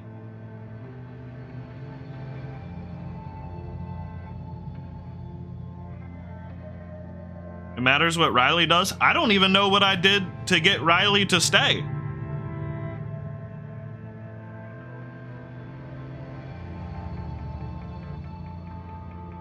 But if Riley knows, won't she always stay? I don't even know how she figured the bitch had dementia. I don't know how she learned it. I never interacted with Riley regarding that whatsoever. You need to make her codependent on you for her to help you.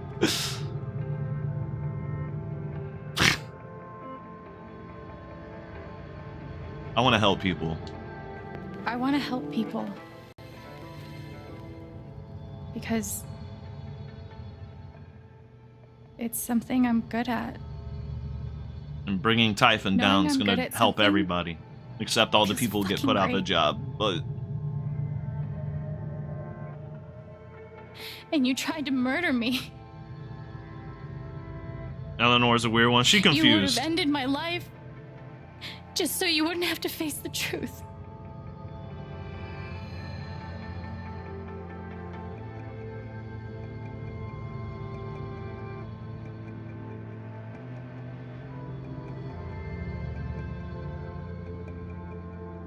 Look at her eyes. Oh my god.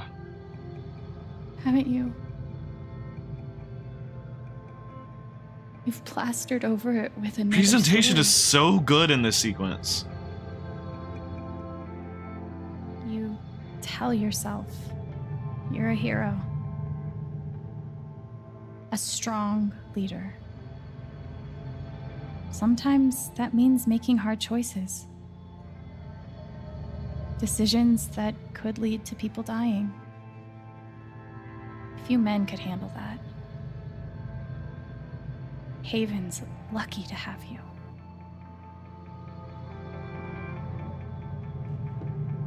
But that's the lie. Scrape that shit, baby. Scrape it away. Can I take his joy? Can you take Can you steal positive emotions? Steal this motherfucker's joy. You will never feel joy again in your life. Is it possible to lose so for Ducky, I assume you have to dance.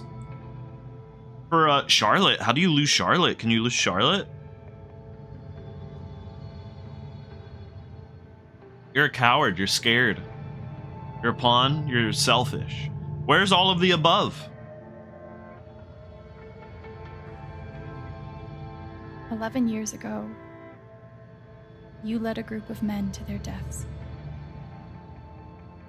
And you couldn't even say those words out loud because you're a coward. You couldn't imagine saying it to your wife, saying it in front of your son. Every day you were brave enough to go underground and look death in the eye. But you couldn't muster the courage to admit a mistake.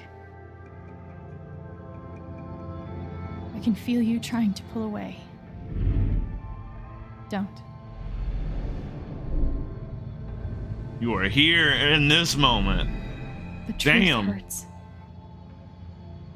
Sometimes it's so awful you think you're gonna break. But when you come out the other side, and you're whole and free and still alive, then you'll finally know how strong you really are.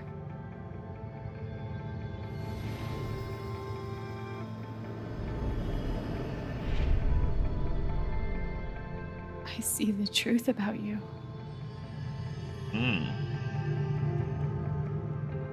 You hate yourself.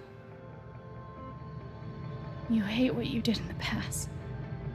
You hate what you did last night. You hate what you've done to keep it secret. And the more you deny that hatred, the worse it grows. Her eyes go crazy. It's really cool. I know who you are. I've seen the worst parts of you.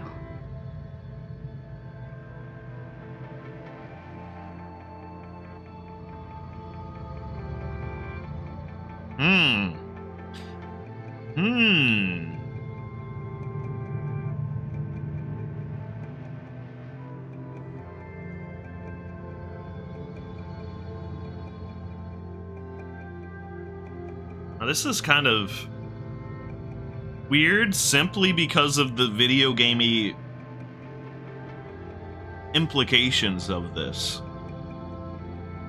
I can forgive him and still think that he's a dangerous man who needs, you know, to face some sort of retribution. By the way, like, the facial tracking or whatever they did on this is so, like, the facial acting is so good in this entire sequence.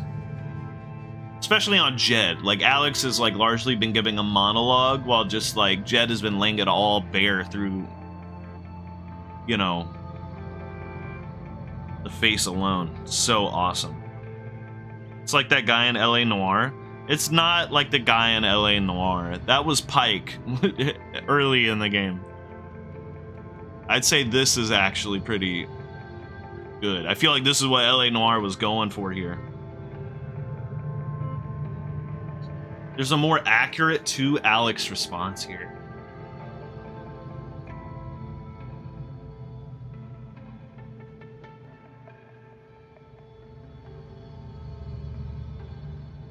I'm trying to figure out what that is, because we're coming out of, like, this, you know, allowing ourselves to feel, you know, that's what the whole beginning of the game. So what was the game pushing me towards? We're allowing ourselves to feel things, but I feel that these are both pretty intense feelings. Condemn.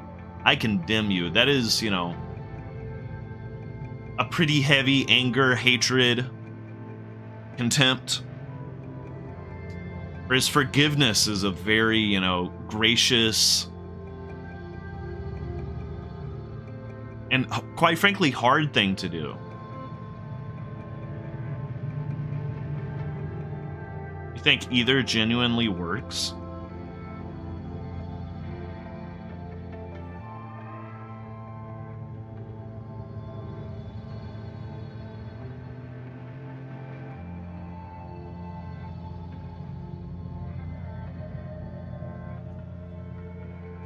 He, like, shot you yesterday? Yeah, but she's laid him bare. Alex, you know, can see everything that makes up a person, right? I've talked about what an empath she is in prior episodes and how hard it must be for her to hold, like, you know, real hatred. How hard must it be to hold real hatred for someone when you can, like, see everything that has made them up? She's felt his fear over this, his anger at himself, his regrets. Like a decade of regret and fear, and she's been able to see and feel it all, right?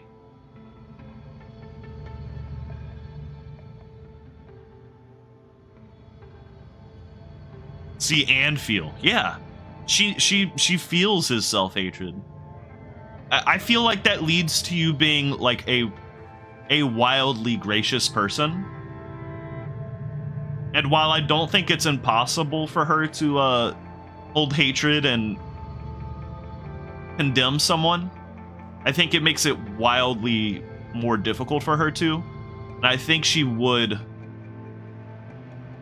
She's walked in his shoes. I think forgiveness might be where she goes. Still doesn't excuse his actions. That's my fear of yeah, forgiveness doesn't mean excusing. My fear is how the video game treats that as a black and white option. Let's see where it goes. And I forgive you.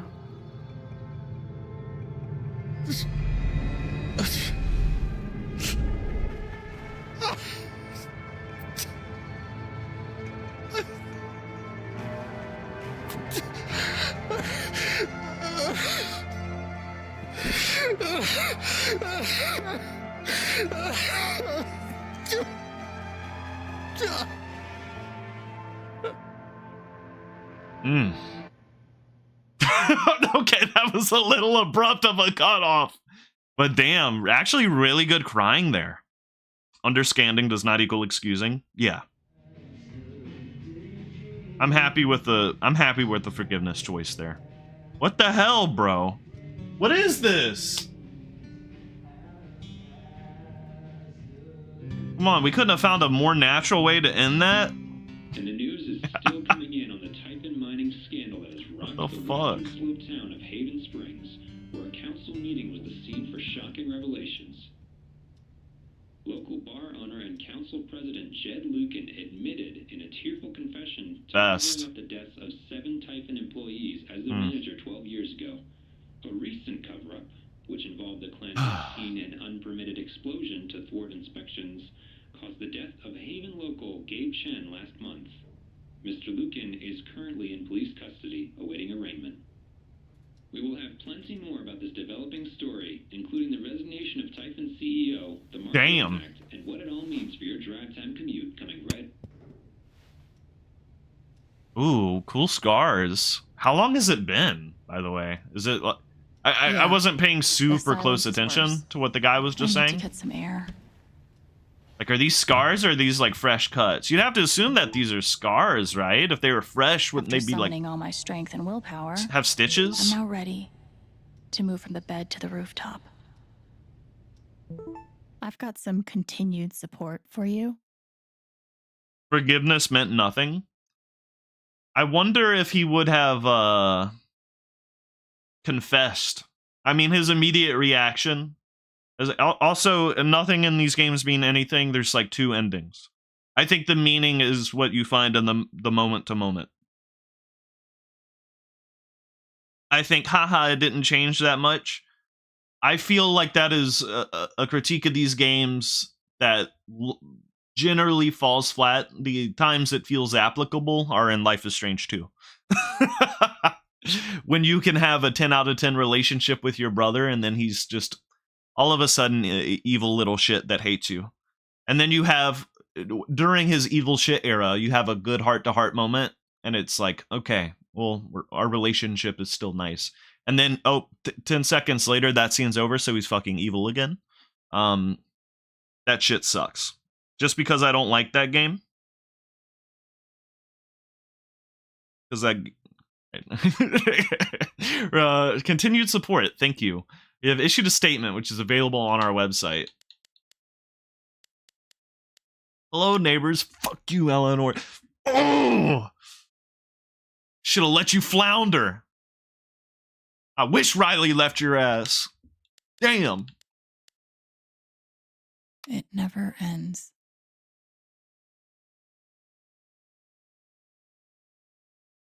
Seems like Life is Strange 2 tried not to be that way and it just made it worse. Actually, yeah. There's like 2 what is it? There's like loyalty and honor or something. There are like 2 running systems in Life is Strange 2. But then that leads to choices being weighted against each other in like a numerical way, which does not work with a narrative in that manner. Life is Strange 2 was almost too ambitious with it and could not handle itself. With the systems running underneath. That's a lot of anger towards an old sick woman. If you tell the truth, Riley never finds out that Eleanor has Alzheimer's and can leave town. By keeping her secret, Eleanor decides that Alex is trustworthy. I never told Riley! What do you mean by keeping her secret? I never mentioned Alzheimer's to Riley. She just found out herself. By not telling Eleanor that Gabe is dead, she probably made some sort of comment to Riley indicating she forgot it happened. Okay. Yeah, she doesn't show up at the wake. Not misread, I just didn't read it. It's not my fault that you forgot, bro. I did the right thing, by the way. I Googled it. You're not supposed to tell people with dementia like over and over about stuff like that. You're supposed to just let them live in the moment with it, bro.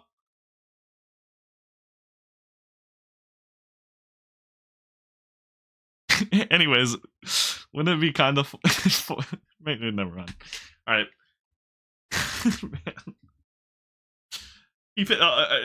The urge to make tasteless jokes about Eleanor, which like I can relate to because I grew up with Alzheimer's in my family, So I feel like that earns me some kind of right. I've been fighting the urges the entire playthrough, bro. Damn. You also lost her support? Fuck her. I did the right thing. I Googled it. We appreciate the community's concerns. Details are still emerging. We're cooperating with the state police. We currently have exactly as much information as any of you. By the way, how do you even... How do we feel about actions versus thoughts defining a person? Huh?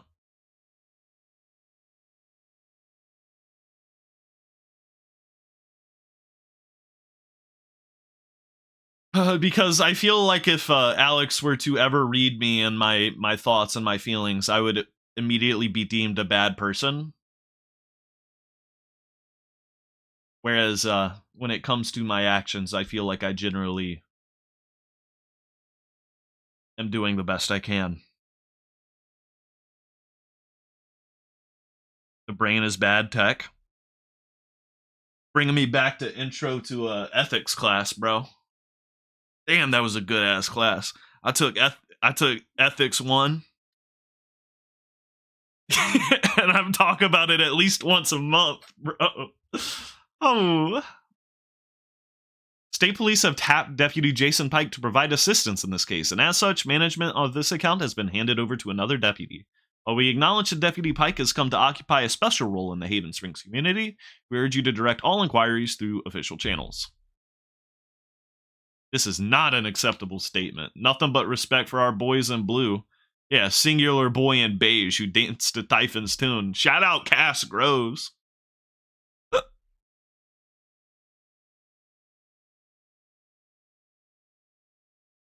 Ooh.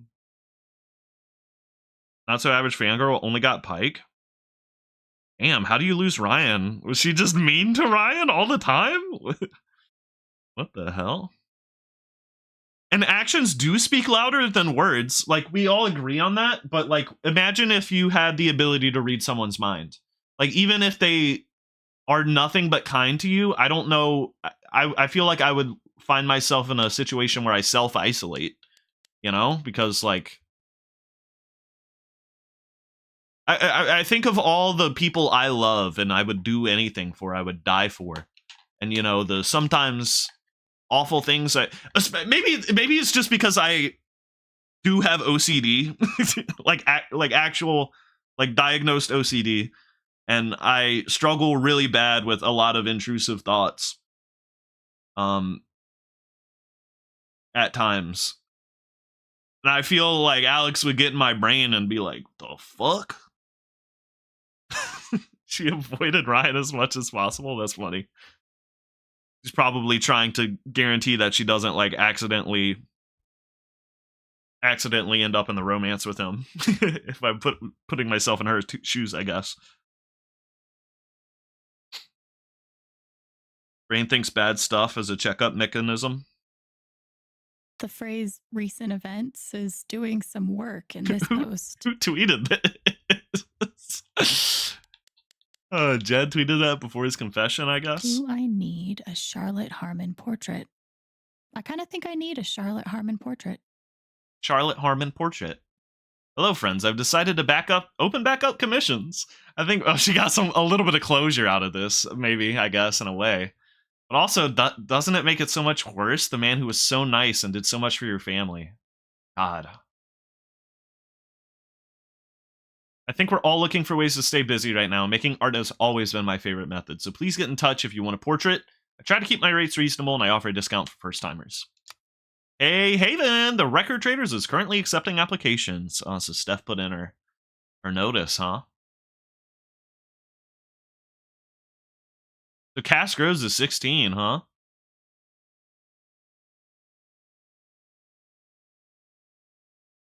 Didn't we see her earlier? Wasn't she woke? Yeah, Cass Groves said, fuck the boys in blue. Based?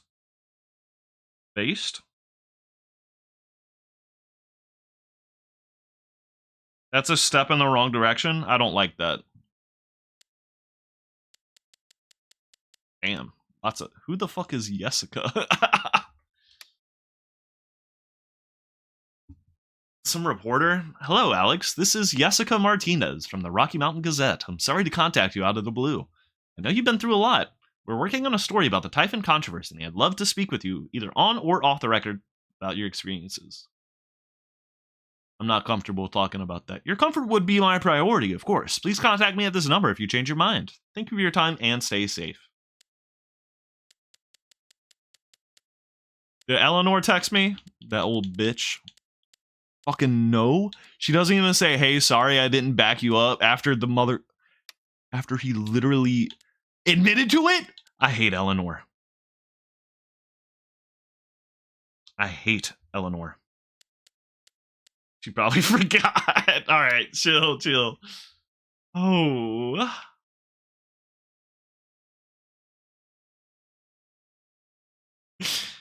Alex, you are incredible, and I am here for you no matter what. Call me the minute you need anything. I know. Thank you for having my back. It meant so much. Of course. How could I not, after everything?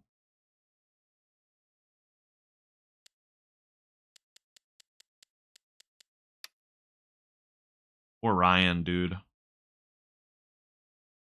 Growing up, my dad was my hero, and after the accident, he was the whole town's hero. The best feeling in the world to know others saw him the same way I did. No one questioned it, even when the strange phone calls started. The late nights, locking his office when he left the house. It was all lies, and now I know the truth. Because you showed it to us. Let me know if you need help. I'm here.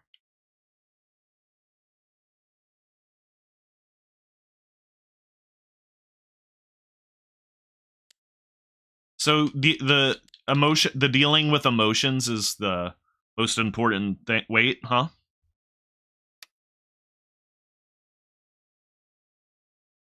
Hey, Chen. Didn't think you'd actually take down Typhon. You're braver than I ever imagined.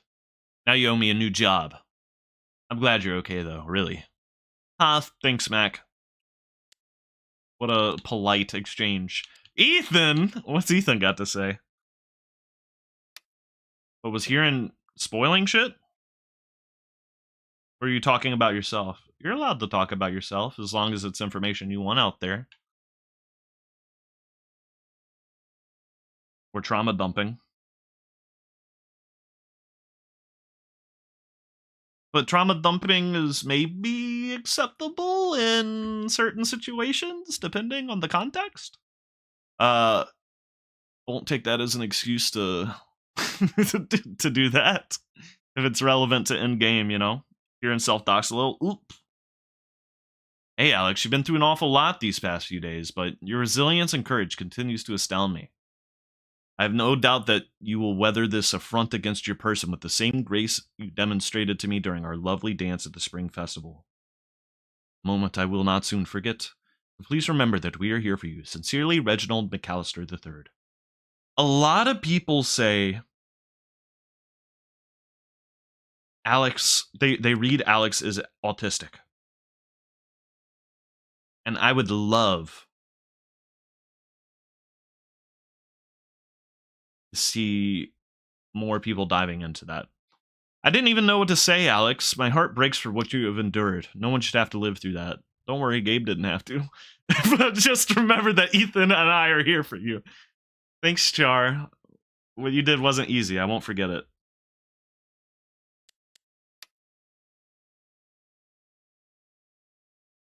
Aw. Cute. Dad knows what's up. Hold up. Does little Ethan kind of look like Bruno Mars, bro?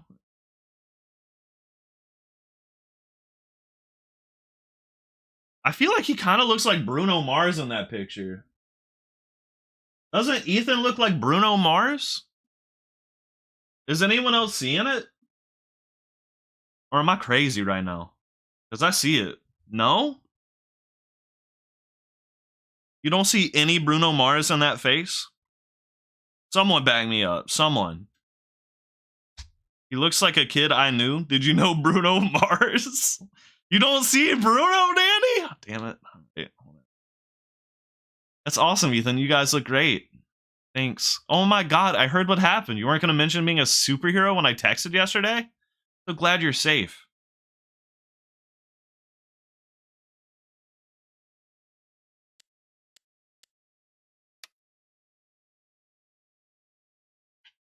Alex, Arthur Jones with the New York Telegram. We want your story in our ongoing Typhon coverage. When's a good time to speak over the phone? Sorry, not doing any media right now. Getting a lot of requests. Girl, you got one text message. When did you... He just ignored. What a dickhead. When did you learn that your father lived in Haven Springs and worked with Jed Lucan? How did it feel to learn that Jed Lucan was responsible for the mining accident that killed your father? Why do you think Jed Lucan confessed to his crimes? Get blocked. Dumbass. Alright, we gotta go back to the therapist and see why Gaybat was hating like that.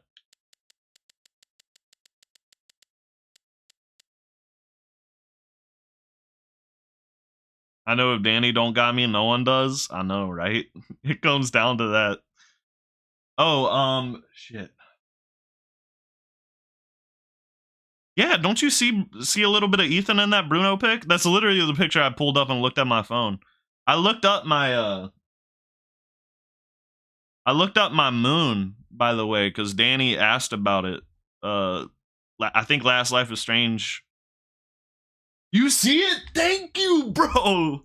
Let's go. All right, as soon as we get the actual photo in here, everyone sees it.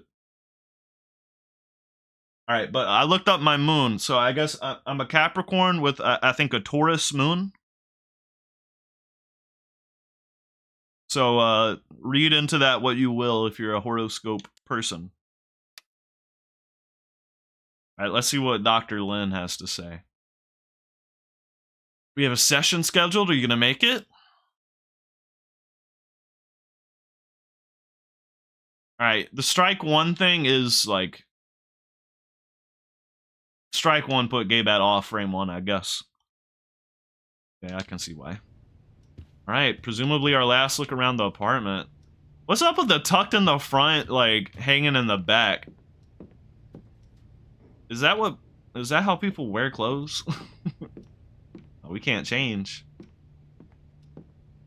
What's my ascendant? I don't know what that means.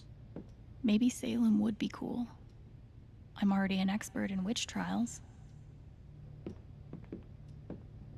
Burn the witch. Must be rare that a local paper gets to break out the really big headline. Scandal. They call that a French tuck. See?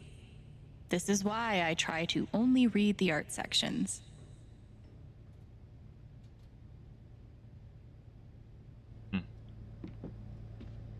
Not the gnome.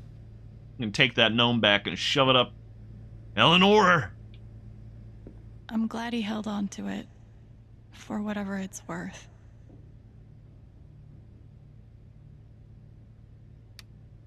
He told me to destroy the jacket after the accident, but I couldn't do it.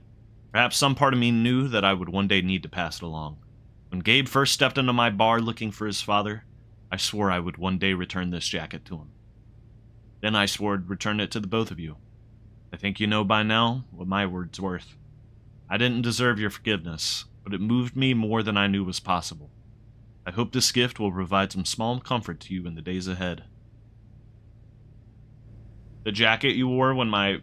Wait, oh, it's our dad's jacket? Oh. Couldn't bring himself to get rid of it. So he did know. Yeah, he felt a deep guilt. He felt a deep guilt when Gabe showed up, and that's why he treated us so nice. Wow.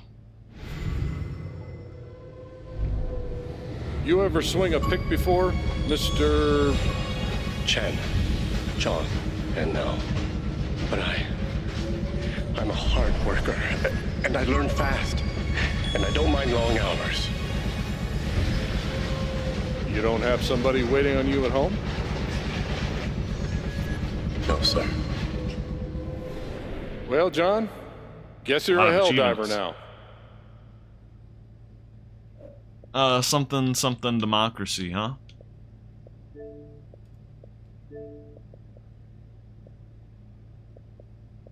3 quick achievement pops. Let's check those memories, baby. That is a dad memory.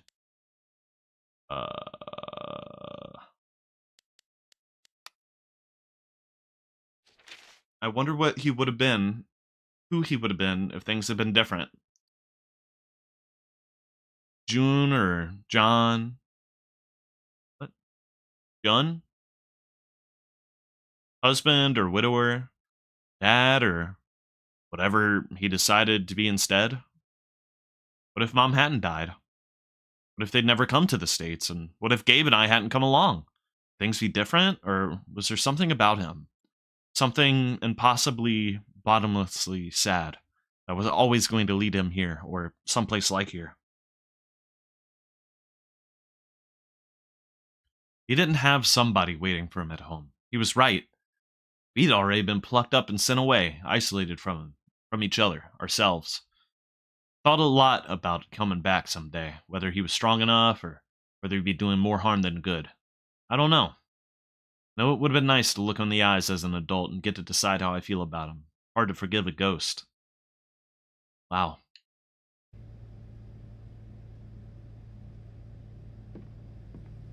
Nothing like being called delusional by someone you trusted. Exactly. That one really hurt. Eleanor, that old stinky bitch.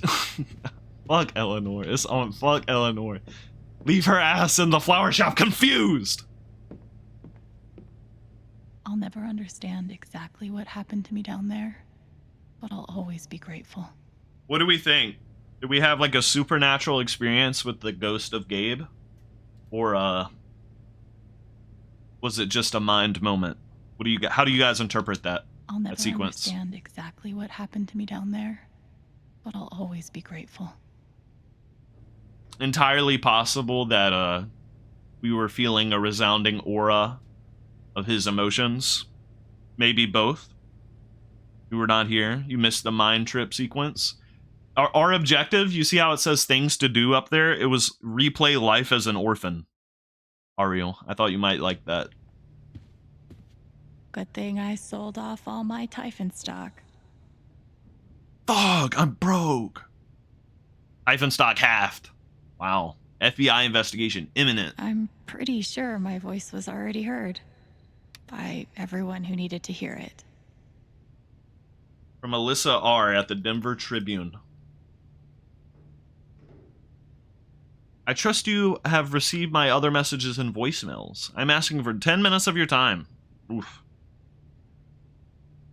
Is it weird that the part of this that bothers me the most is nondescript dive bar? Ducky. Local taxidermist Reginald McAllister, known to others in town as Ducky, describes a near hypnosis. All right, let's start at the beginning. Irregularities abound. Truth remains buried. What are they hiding? Deep state deniers and wool-eyed cynics. Good luck trying to make sense of what went down in the small mountain town, Haven Springs. Behind closed doors of a nondescript dive bar, 8 town council members gathered to discuss a municipal mining permit. And when the doors opened, one of them was admitting to murder, another to criminal fraud. And yet no one else could explain in any rational way, anyway, how this all supposedly happened. Local taxidermist Reginald McAllister, known to others in town as Ducky, described a near hypnosis in the room, as a great man was made to stand naked before all, and exhumated truth begot its rightful place atop the throne. For long-time readers, the implication could not be clearer. This town council must belong to, or be a servant of, the globalist para-governmental military-industrial nexus that dictates international. Okay. I am now a double victim. A double victim. Diane, go jump off a cliff. Deception, and now to Typhon's attempts to scapegoat me for their crimes. But I will fight, tooth and nail, to ensure that the real story is told. Eleanor was still on the council. Dude, look who's... Did you see the debate? Come on. You can't say that that's not real, bro. Did you see the debate? The presidential debate? And my name is cleared. Sounds like Diane is angling for a book deal. Actually, no. Hopefully it ends up in the fiction section where it belongs.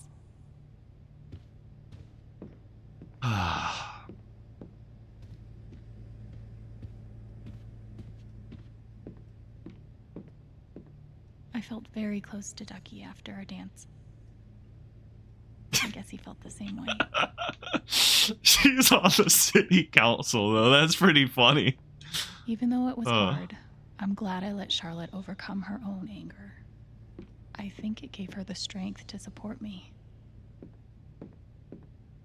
Zombie fingers. They say I was powered by adrenaline that whole morning. Now I'm mostly powered by extra strength Advil and these. It's kind of crazy that like and these you can you're speed walking around like if the falling down like wasn't, you know, contrived enough, this is the next morning. She's walking around like nothing happened. She didn't even get stitches, bro.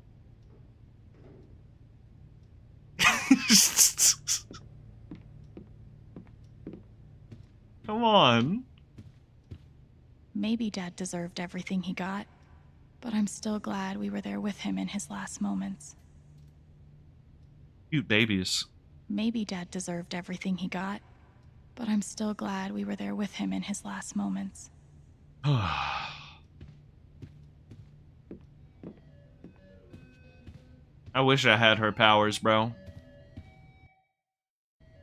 The LARP was 2 days ago? That doesn't seem possible. You don't think it's the next morning? Sorry, it's the next evening. It's the next evening. It happened on May 26th. Okay, it's been 2 days. It's been 2 days. Sorry. Not 1 day, it's just 2 days. The LARP was 2 days ago? The LARP was 2 days ago?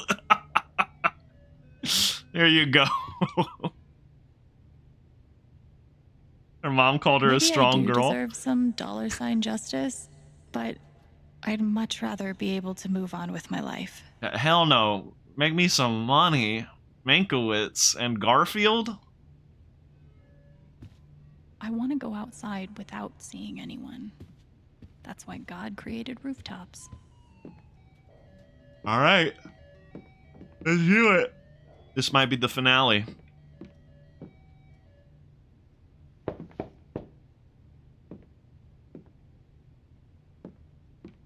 SL theory valid? What the hell? I wanted to go out the door and she said no. Hey, Steph. Alex, wait. Before you say anything, I have to get this out. Girl, put your beanie on. Okay. First things first. You look like a stranger walking up in here. What you did at the council meeting, it was the bravest thing I've ever seen. And it made me want to be brave too. So, here it goes.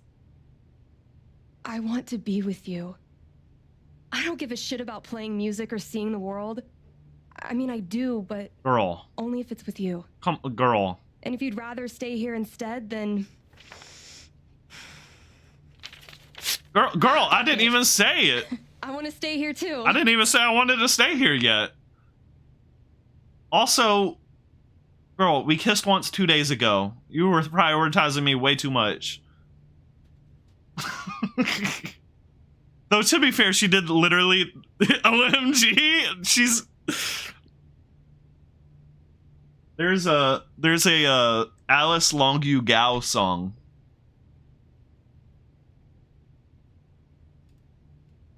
About lesbians. A lot of you lesbians are fucking crazy. Your ticket, girl. You ripped your bus ticket. I can get another one. Or not. It doesn't matter. Point is, I'm in. For whatever you want. Girl. I don't even... I would feel... Alright, I think I would be uncomfortable as Alex with her being like this... Like, we're codependent, like, frame one. I don't think this is good. I don't know. Maybe just me. But also, it might make me feel good and wanted for the first time in my life. So maybe I'll be like, okay. True kind of love? I would get a restraining order? You've, given me a lot to think about. Alex, it sounds like a soft Okay. rejection, bro. That was the idea. You know where to find me. I got a lot to think about. Good luck, Chen. Thanks, Steph. That seems all about big gestures. Yeah. I mean, that's just the kind of person she is. She's very loyal to the people she's close to. I don't even think it's simply because, you know, she's into me like that. I think it's just because she cares very, very deeply for me. She literally did the same thing for Gabe. And, I mean, she's a lesbian, right? So there was no, you know, romantic or sexual reasoning there. That's just kind of how she is.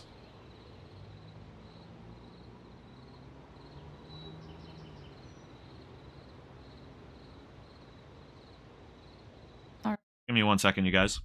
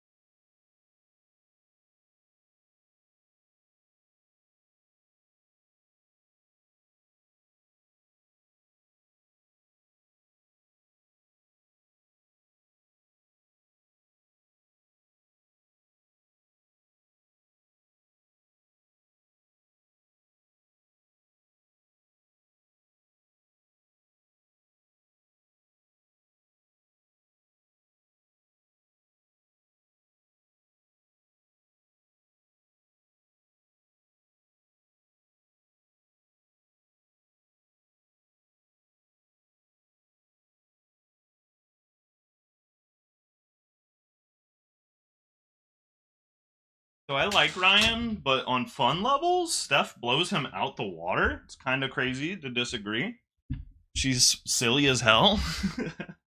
Steph is endlessly funny to me. I think Steph is way more fun as a character. As far as romance, I kind of don't really like either of them. I kind of just like them as a friend group.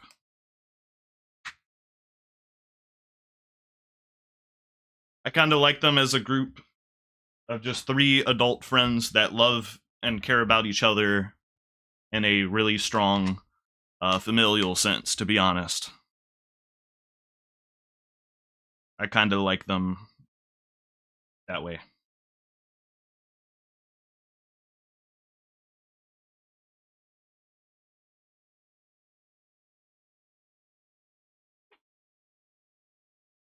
Oh, BFL erasing the gay relationship by saying they have a familial bond. That's not what I said. Why can't girls just be friends? All right. Just tell me. What? My future. Am I still seeing him? Maybe we should go back to therapy or the mental hospital or something, Steph bro. made a strong push for leaving with her. Playing on the road. The excitement of the unknown. Of course, that was before all the shit went down. She hit her head too hard? Yeah. Come on. You're the know-it-all. So tell me. Actually, I do know what you should do. You should stay in Haven. Why?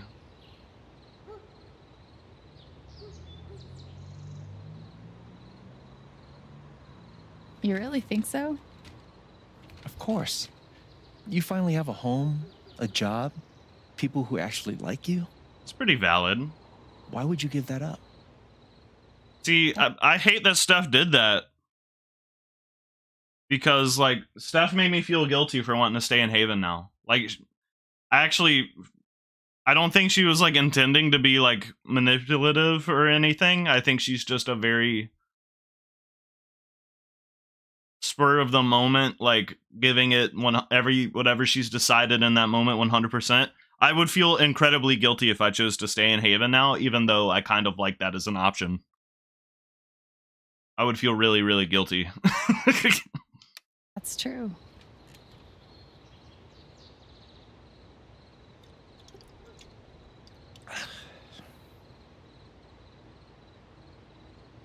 Then again, maybe leaving would be better. What? You're young, you suddenly have a little money, friends. And don't you think it's time to give this music thing a real shot? Where'd I get money from? No, you should definitely leave. Oh, fuck off. Stop it, Gabe. I don't need the mysterious spirit bullshit right now. I just need Oh, he's gone. my big brother. Oh, I thought it would pan over and he was gone when she said that. Never mind. Aw. I know. Your job? It's been like 2 months. It's not that much money. But here's something.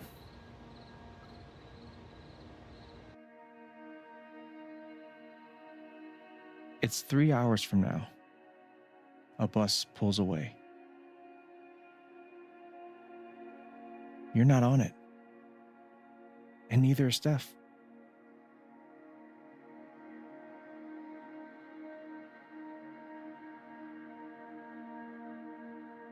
Life goes on.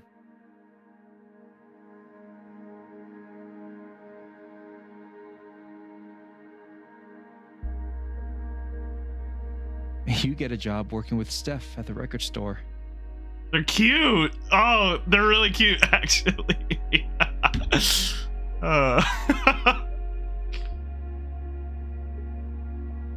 All those years of being a music snob finally pay off.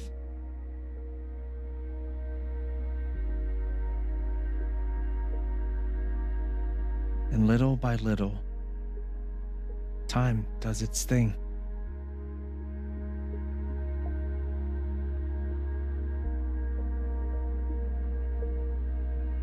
No. I kind of wanted to see Haven with snow.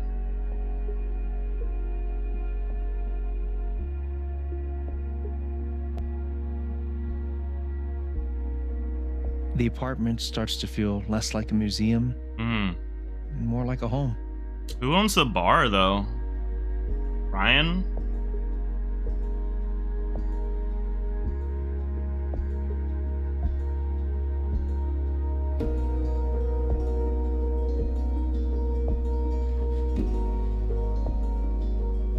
Thoughts of Jed, of Typhon, and even of me begin to fade into the background.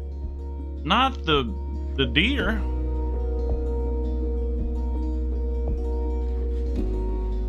Why are you taking down all the guns, bro? A community-run establishment? What does that even mean? You think this is a really elegant way of showing you this? Yeah. I think it might give you some closure and an idea of both options here. Oh, wow, she starts to see other people. For her.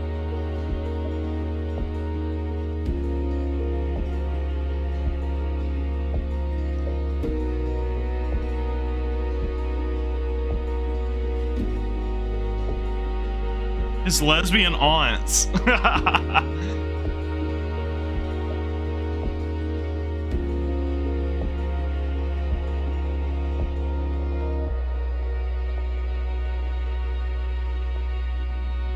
The rooftop is your stage. You perform every week to a small but adoring group of fans. That would go so hard. The rooftop maybe show? When you play, you wonder what could have been. I thought maybe there'd be people standing out in Performing for more front, people but in more cities, sharing your music with the world. I mean, what's stopping them from uploading it online though? We can make an album. Or maybe you never think about that much at all. Like we have a recording booth at the record store, you know? You don't know exactly when it happens. But one day you look around and find that you have transformed this place just as much as it has transformed you. Mm.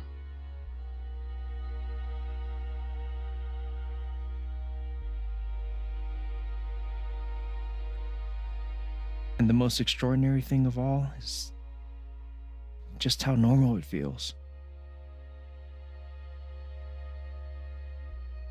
You don't question it, you don't doubt it, or wonder what might have been. It's your life. The life you fought so hard to have. And for the first time in a long time, you just live. Damn.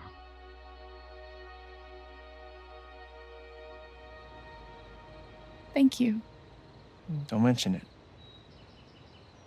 You really think I'll transform Haven? Of course, you already have. With your gift, your music, just by being you. But Alex, that doesn't mean you have to stay. You have the potential to do that. Bro, you just gave me a 10-minute monologue about the minutiae of life. And there's, oh, you don't have to stay though. Anywhere you go. You have the potential to do that anywhere you go. I actually like that. Okay, he brought me back.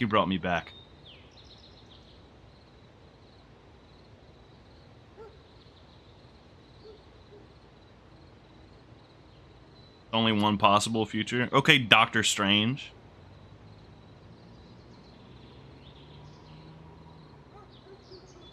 Where am I supposed to go? I don't have any other home.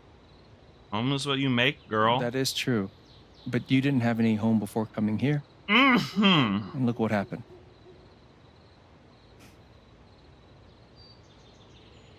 The truth is, there's no telling what that version of your future might be. The only promise is the adventure. So, what do you think?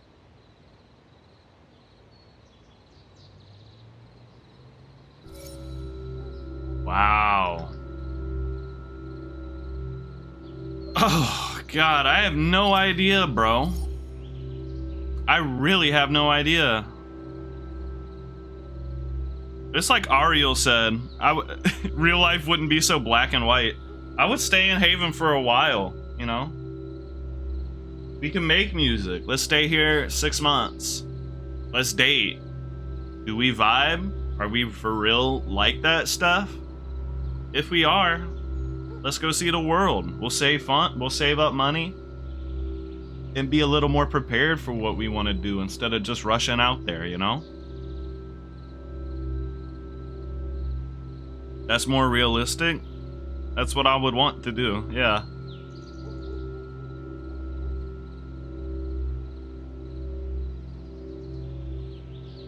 And I feel like both of these would be really good for Alex. I do. There's family, there's stability in Haven. There's family, there's friends, there's community. You know, she kind of got, you know, shuffled around from place to place through the foster care system. So being able to have that would be really, really, really, really nice for her, right? But then also seeking adventure. Like she said, she's got the whole world to see now, and you know, maybe that form of stability can just come from you know, a Steph, a rock out there in the wild. Because do it on her own terms, yeah, definitely. I think both are very real and very valid. I mean, she's young. She's 21. You stay in Haven, you have to see Eleanor again. She's 21. Get out there and play some music, girl. Haven ain't going nowhere. You can always come back.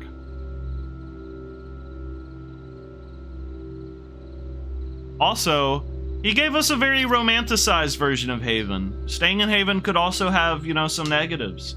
Having to see Eleanor's bitch face every day and talk to her being one of them. But also, a lot of traumatic shit happened here, you know. Thoughts of Gabe, thoughts of Dad, thoughts of the betrayal by Jed. Those are hefty things that, you know, could definitely weigh on you staying around.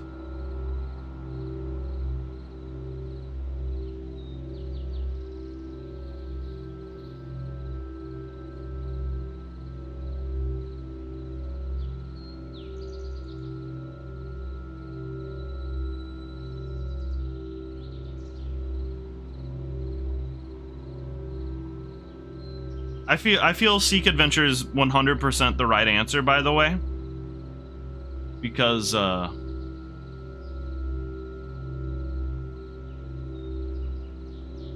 if you don't like it, you can always come back to Haven, right? You can always come back. Or if you stay in Haven, you're giving up the possibility of adventure.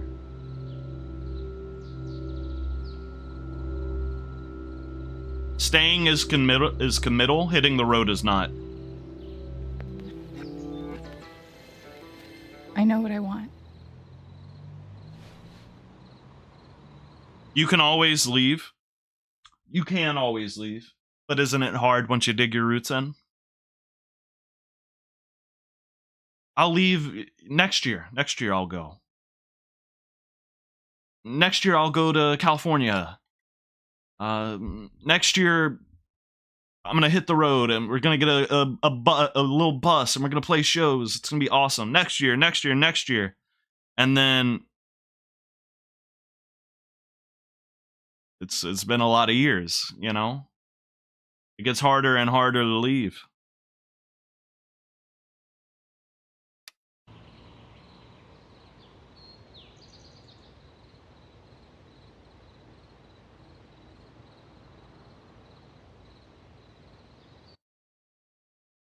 One is better from a gameplay perspective. I don't get to play her life on the road. Also, fuck you, Ryan. We took your dad away from you and now we're leaving. I didn't think about that. Oh my god. I took your dad, I took your best friend, and I took your other best friend. Oh my god. Now he's there alone. We couldn't even say goodbye to him? Oh no.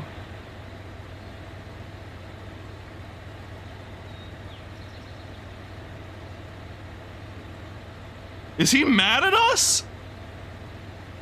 Why didn't we say bye to him?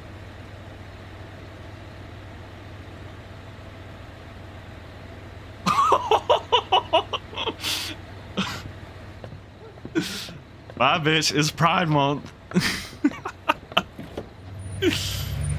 Oh my god. That actually makes me feel really bad. Why wouldn't he also go?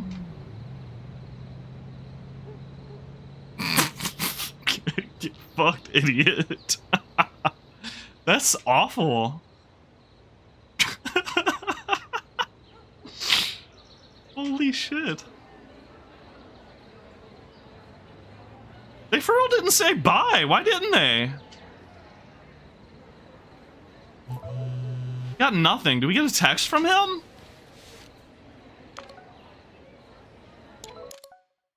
Nope. Alright, so it's been 2 months. A little under 2 months. Dude, he hasn't even texted us. I guess no one has.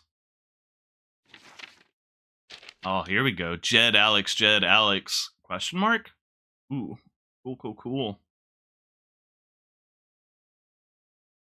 Yes, if you pick Ryan, I'm sure that Steph leaves. Did I mess up? Is there something I did to offend Ryan? Because, like, he sided with me against his father, right? So, did I do something to make him mad, or is it always an abandon Ryan moment? Like, I didn't even think about that. We put his dad behind bars, became a new best friend for the one that he lost, and then both me and the girl leave. That's just how it ends. That really sucks.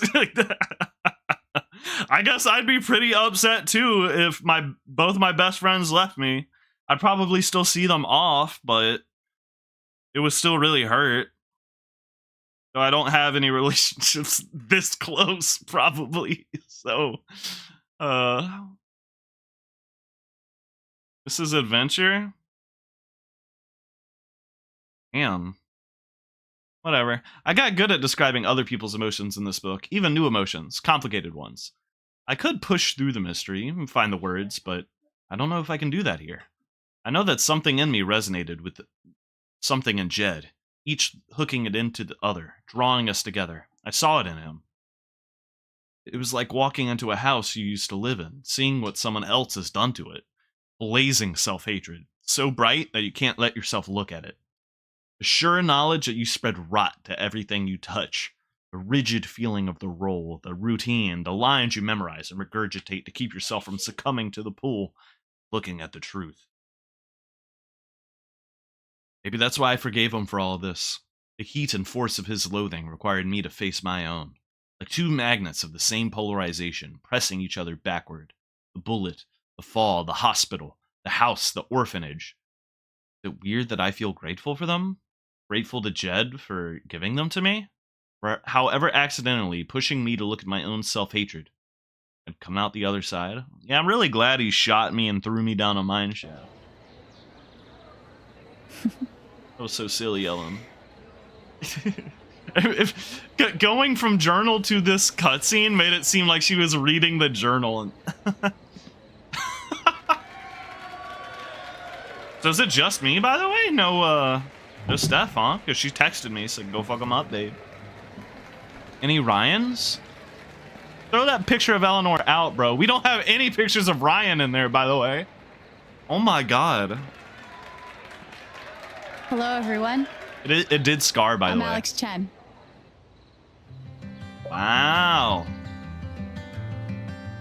The only promise is the adventure.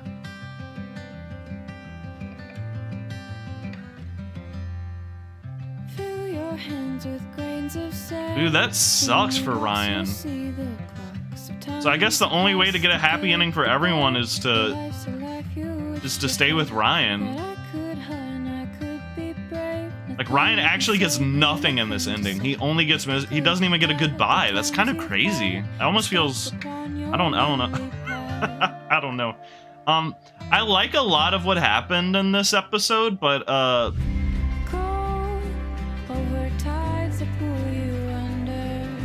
cute picture.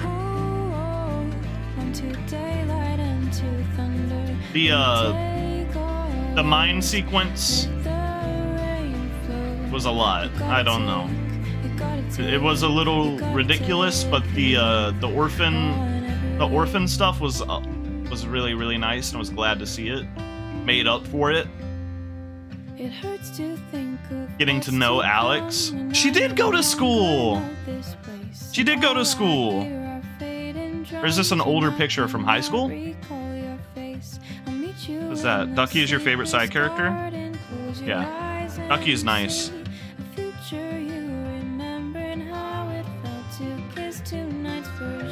Ducky's really, really cool.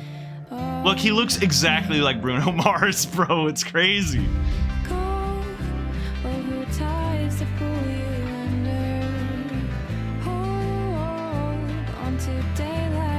Erica Mori. Is Steph in this? Not Steph from Before the Storm, by the way? Are they different voices? Because Before the Storm was not a Union game, whereas I assume this one was. But it's also weird because I've seen IRL Steph, voice actor from this game, and she looks exactly like Steph. And I don't feel like Steph looks too different from Before the Storm, to be honest, so. She's quite recognizable, I would say.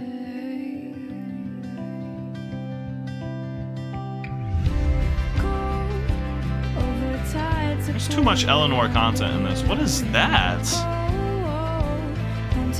How do we get that picture? What? How do we get a picture of our mind? What do you mean? Is this the Owl House, bro? Who's Spicy Pete? The Garlic Bread Children? Who are these people?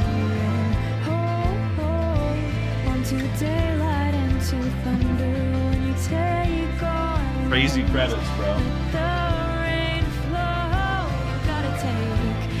Gotta take.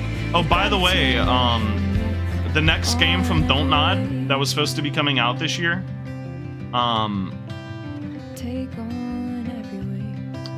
The Lost Records Bloom and Rage did get delayed.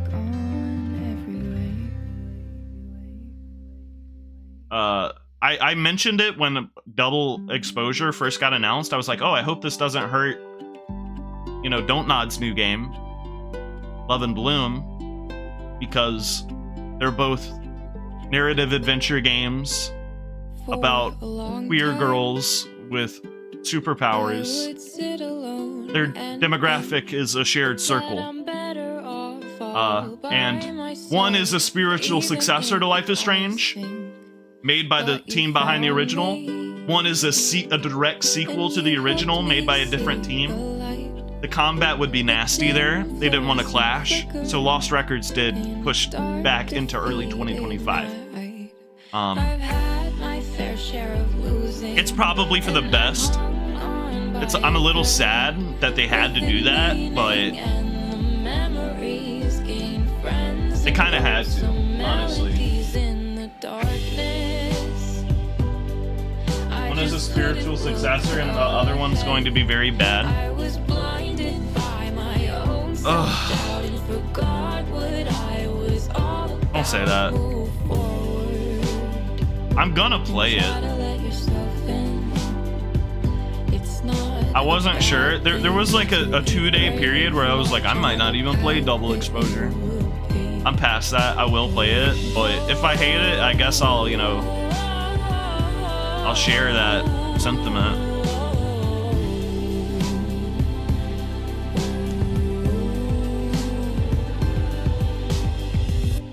Fucking Pike.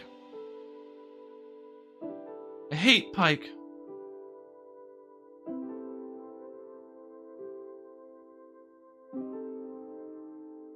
Megan Pelt, Josh England. The long credits, man. It probably is the best decision. Personally, you're happy for having to rush and spend more money. Not having to, fair enough. Very valid.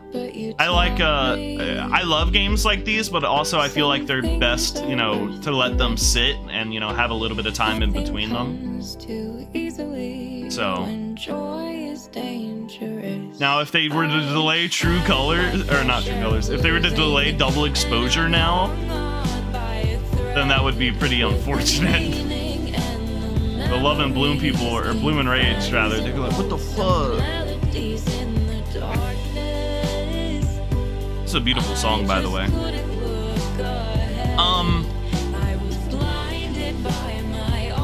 So if I were to give, you know, opinions on this one as a whole, I loved it.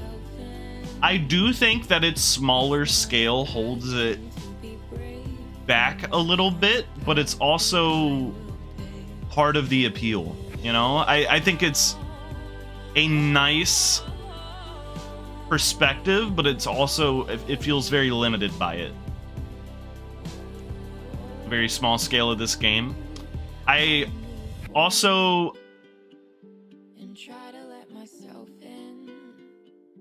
cute picture of Gabe and Charlotte. The last episode here,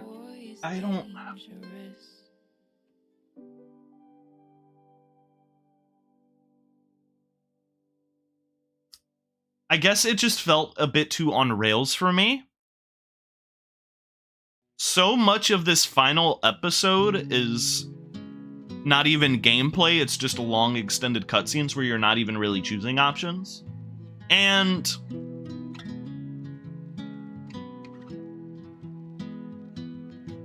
they're pretty good cutscenes, so you can't be too mad because you're enjoying the story. But it is an interactive story, right? And I feel like there was too little interaction in the final episode here. You think this is easily the best of the batch as a full package? No. I think Life is Strange 1 is still the best. I think this one is second. I think it is better than Before the Storm, but I think that Before the Storm might have higher highs. I think I do prefer the campiness of the first two games. This game loses that a little bit. It has a bit more of a traditional, comedic timing. Takes itself a little more seriously, knows how to play the tone right, and it plays that tone pretty well for the most part.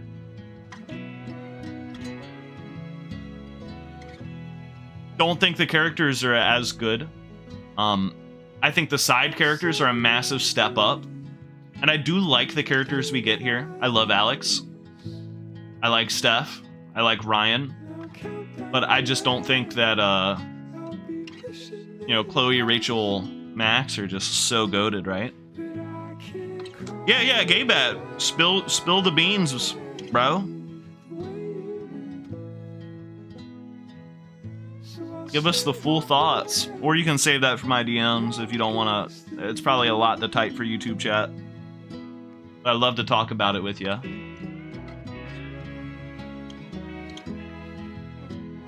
I think Gaybat obviously likes it, by the way. Gaybat was on massive defense every time I let out a criticism of this final episode. Gaybat was on defense. It's not contrived. It's good. Okay. Bam. Not bad. That felt useless. I disagree. Okay, shit. Not bad.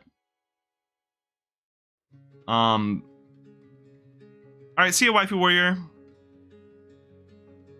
You enjoy the game? Yeah. I'm super excited to see the Steph DLC next week.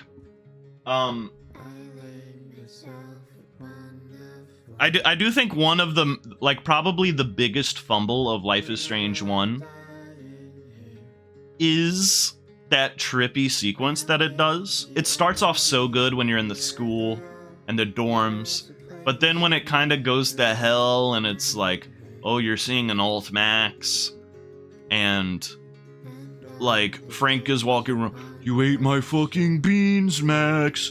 Those were my fucking beans. And Warren's like, Max, I'm gonna my girlfriend, Max, I'm gonna watch a movie, Max. It's like, dude, come on. It sucked. It didn't suck. It was the campiness that I love of Life is Strange 1, but it felt like it was clashing in a major way. Whereas the heavy, trippy sequence of this game was dealt with an appropriate, respect for the subject matter of an abusive upbringing, losing loved ones. Whereas, thinking back to previous Life is Strange games, I feel like respect is something that the series has struggled to treat topics with. Like Chloe's drug addicted runaway mother, handled awfully.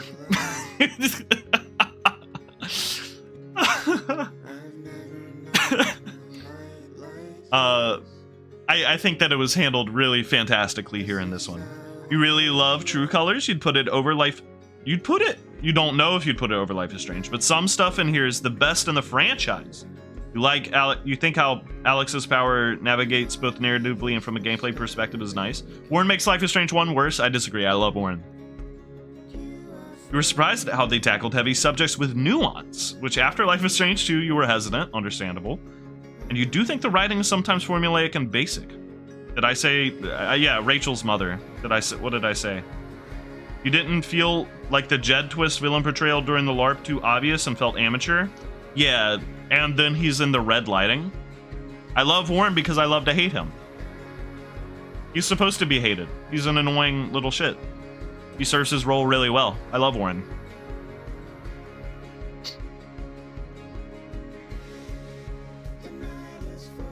How do we feel about this game? It has Gaybat, you know, when I talked about them, Gaybat was like, that's a little bit of a nitpick. Yes, but I feel like there are several nitpicks, right? And I feel like they do add up. And I'll say it, I feel like this one is way less replayable than Life is Strange 1. Is it just me? I feel like there's less to come back for in this.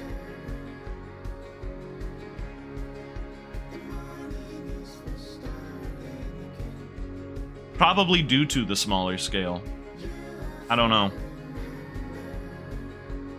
You worried about double exposure? I will say on double exposure, the people who leaked it, Sora was a VO for the French dub. The people that leaked double exposure years ago, before True Colors even came out. By the way, they leaked True Colors, which made people pretty sure that the double exposure leak was going to be real. They said that that double exposure starts really strong, like, but then doesn't stick the landing with the past couple of episodes. Not gonna lie, kind of a trend with a lot of Life is Strange content. So I wouldn't be surprised.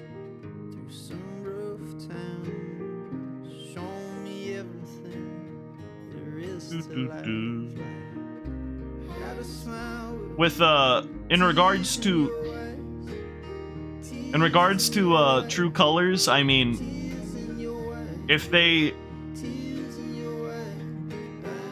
there's the fear to me is that they do the obvious thing. I'm going to be talking about the True Colors trailer now, and only officially released content, so if you haven't seen that, then maybe dip. My biggest fear is that the killer is going to be Max from the alternate dimension, and that is going to suck. And I feel like it's almost guaranteed. Did I say True Colors? I meant double exposure. Yeah. I feel like it's almost guaranteed that an alternate dimension Max is going to be the villain for no reason. I would bet $10 against somebody in chat. Oh shit. Not $100, but I'd bet $10. I'd bet $10 that Alt Max is the killer. Could double exposure potentially be a thing that can make or break the Life is Strange franchise?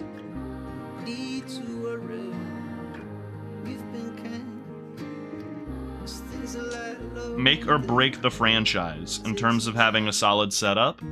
I do think it is a bit maybe dangerous going so hard into a connected,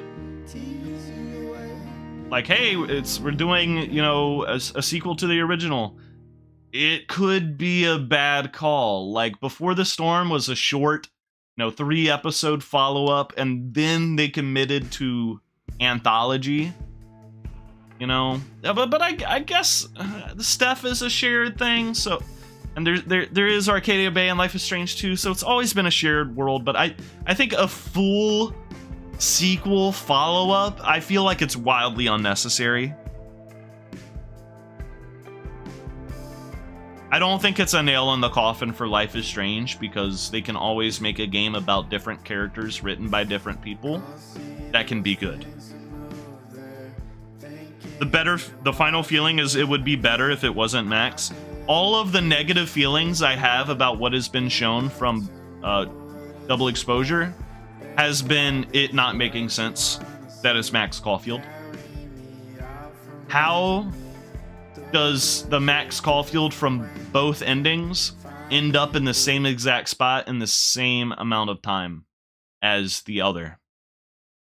I don't think a Arcadia Bay Max and a Chloe Price Max lived the same life and end up in the same place in 10 years. I just don't.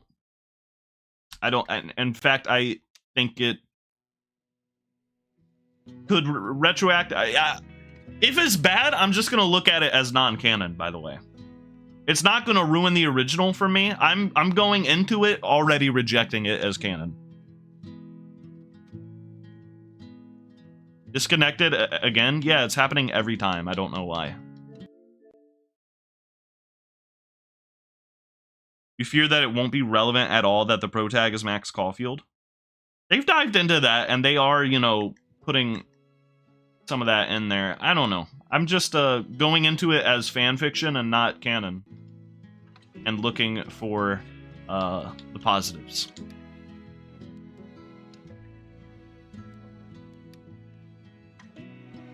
Wait, what?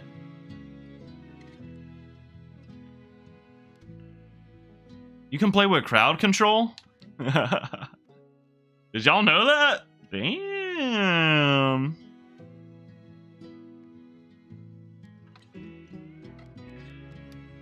Oh, speaking of accessibility, by the way, I'd like to say rest in peace to Super Blind Man, who died today. You see a lot of, especially Sony games, as of the past few years, have been coming out with wild accessibility features.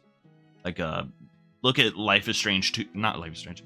Look at The Last of Us 2, and the way that that game can be experienced by blind and deaf people. And hell, I think even people that are both blind and deaf. It is wildly, it's like a landmark in accessibility.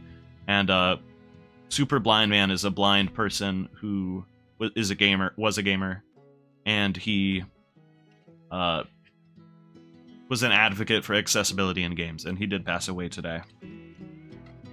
I'd just like to say rest in peace to him. Yeah, for sure. Let's see our choices.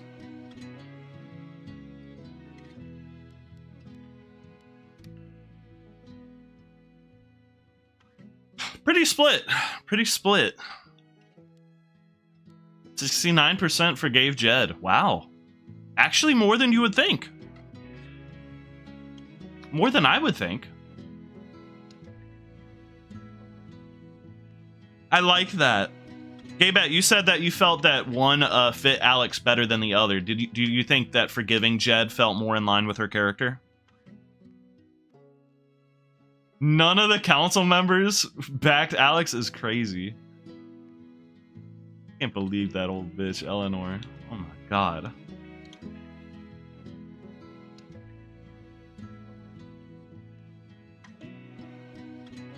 What? I didn't know I could sit on the bed, bro. I would have definitely took a moment to reflect in the apartment. I probably missed a fucking monologue about everything she experienced there.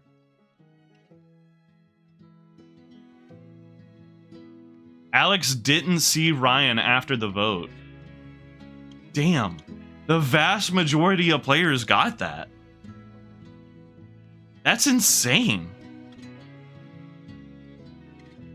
They built this game against Ryan. Like, that's crazy.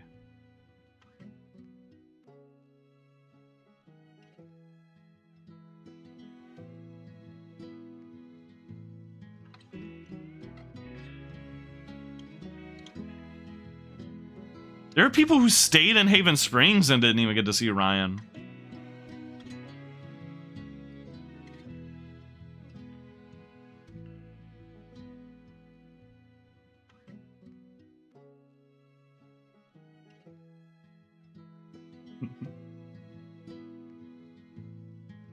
Goes back to what I said too. I mean, I'd been on the it must be hard for Alex to truly hate someone trained for a minute. Charlotte sided with me. Eleanor offered to get Alex help. Damn, 50-50 on Eleanor. Ike sided with me and Ducky sided with me. Damn. Charlotte believed Alex but couldn't help. Charlotte turned her back on Alex. Bro, I would be pissed. Do you have any idea how mad I would be if everyone turned their backs on me? You think the conclusion for the ensemble cast is not good? Yeah, they kind of just get the... Either they side with Alex or they don't, huh?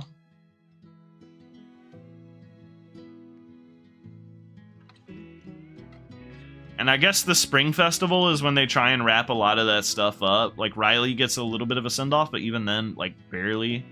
You make, like, you know, a little piece with Charlotte after the incident.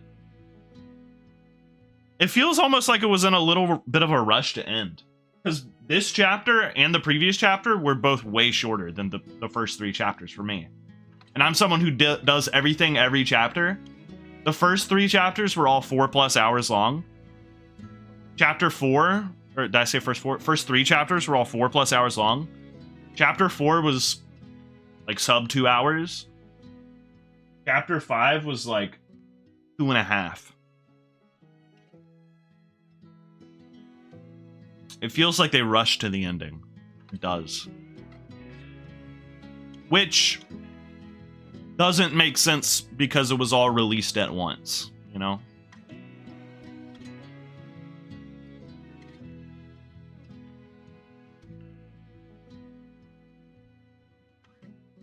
Legend of Korra finale in terms of lack of closure. Steph and Alex held hands and walked in onto the bus as best friends who were going to be roommates. Ryan believed Alex during the vote. Most people don't get that? It's kind of crazy.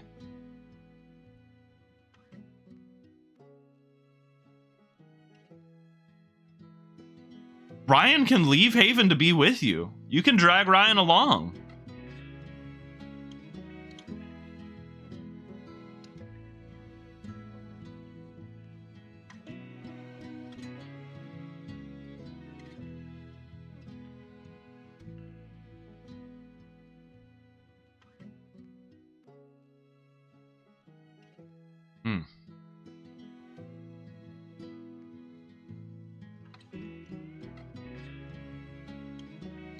That would feel... I don't know. I don't like... I feel like you have like too much power over the people around you in this. I would feel guilty for making Ryan leave, and I would feel really guilty for making Steph stay.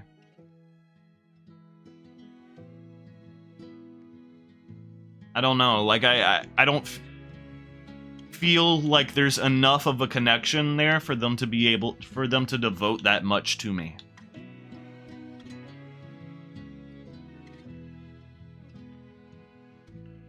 Overall, pretty good. Pretty good. I liked it. I love aspects of it.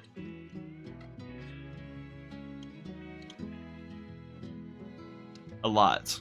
It's really good. They leave Ryan looking over a hill like he's about to have a panic attack. It's so mean. It's weird. It's weird. I don't know why they did that.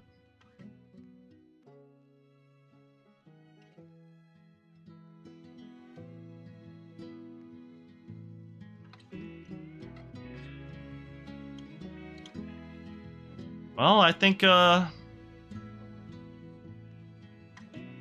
that's about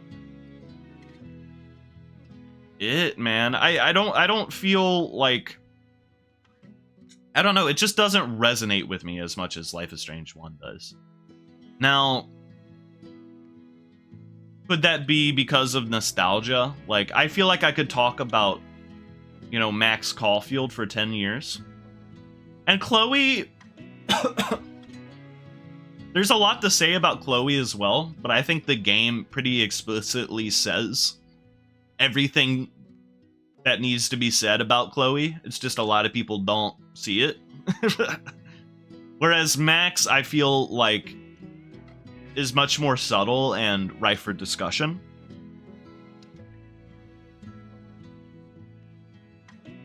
I think I might be missing some stuff here with Alex that I would love to jump into and read. I gotta read some discussion. Like I said, I've seen so many people say that they felt like Alex is autistic. Nostalgia. Oh, Danny, I did play Life is Strange 1, and I could tell you even, I think. I just didn't beat it.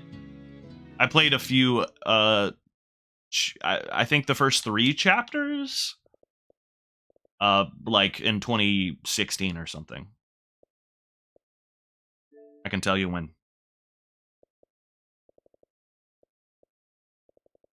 (2017). And I liked it. I just never beat it. So that could definitely play into it. Well, you didn't know that? I feel like I mentioned it several times during the playthrough. Mutual Amber Forever. Oh. Now, Before the Storm was new for me, but it's also got characters that I know, so is it super fair, you know?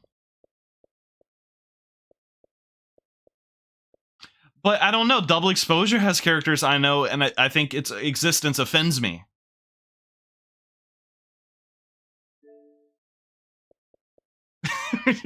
Whereas Before the Storm's existence does not offend me.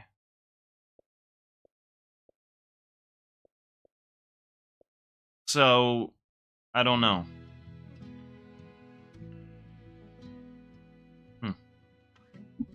Great. Chapter 3 is so bad, but there's really good stuff in it too. Am I ever gonna look into Celeste? Celeste is a game I'd like to play eventually one day, at some point.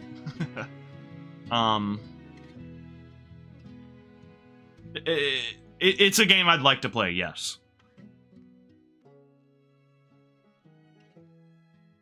I couldn't give you any more Bingus or else I'd be a liar, because there's a lot of games I'd like to play.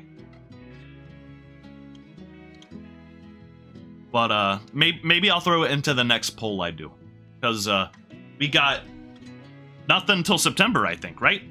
But also, shit, September's kind of coming up, bro. Like, time is coming up. Let's see. Yeah, I got nothing until Epic Mickey and Zelda releases. You're satisfied with that answer? I own Celeste, by the way. It was free on Xbox a while ago. So what am I playing now? Pikmin 2, which is probably, what, 4 to 5 streams? It's longer than Pikmin 1, I know. But doesn't Pikmin 2 have, like... There's no time limit, so I could play that in theory as long as I want, right? And I'm playing Link to the Past on Sunday, which is very short. Probably 2-3 streams max.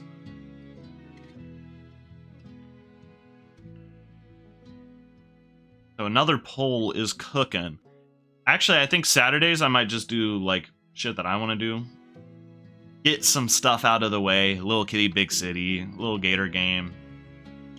Get some short, you know, wholesome games out the way. Pad out my gameplay list for the year. And then maybe it'll be time for another poll. Because I feel like Celeste would be good for a Saturday stream.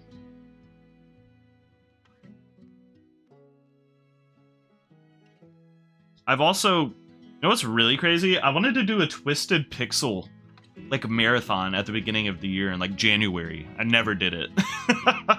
I was like, I'm gonna stream every Twisted Pixel game. I was thinking about that the other day. I was like, why did I want to do that? And I still kind of want to. The Twisted Pixel games being like The Maw, Splosion Man, Missplosion Man, Comic Jumper. I was like, I'm feeling really impassioned about Twisted Pixel right now. Anyways, you guys have a really good night. Good rest of your weekend. Link to the Past tomorrow starts. I'm excited for that. Classic 2D Zelda fun. You guys have a good one. Peace.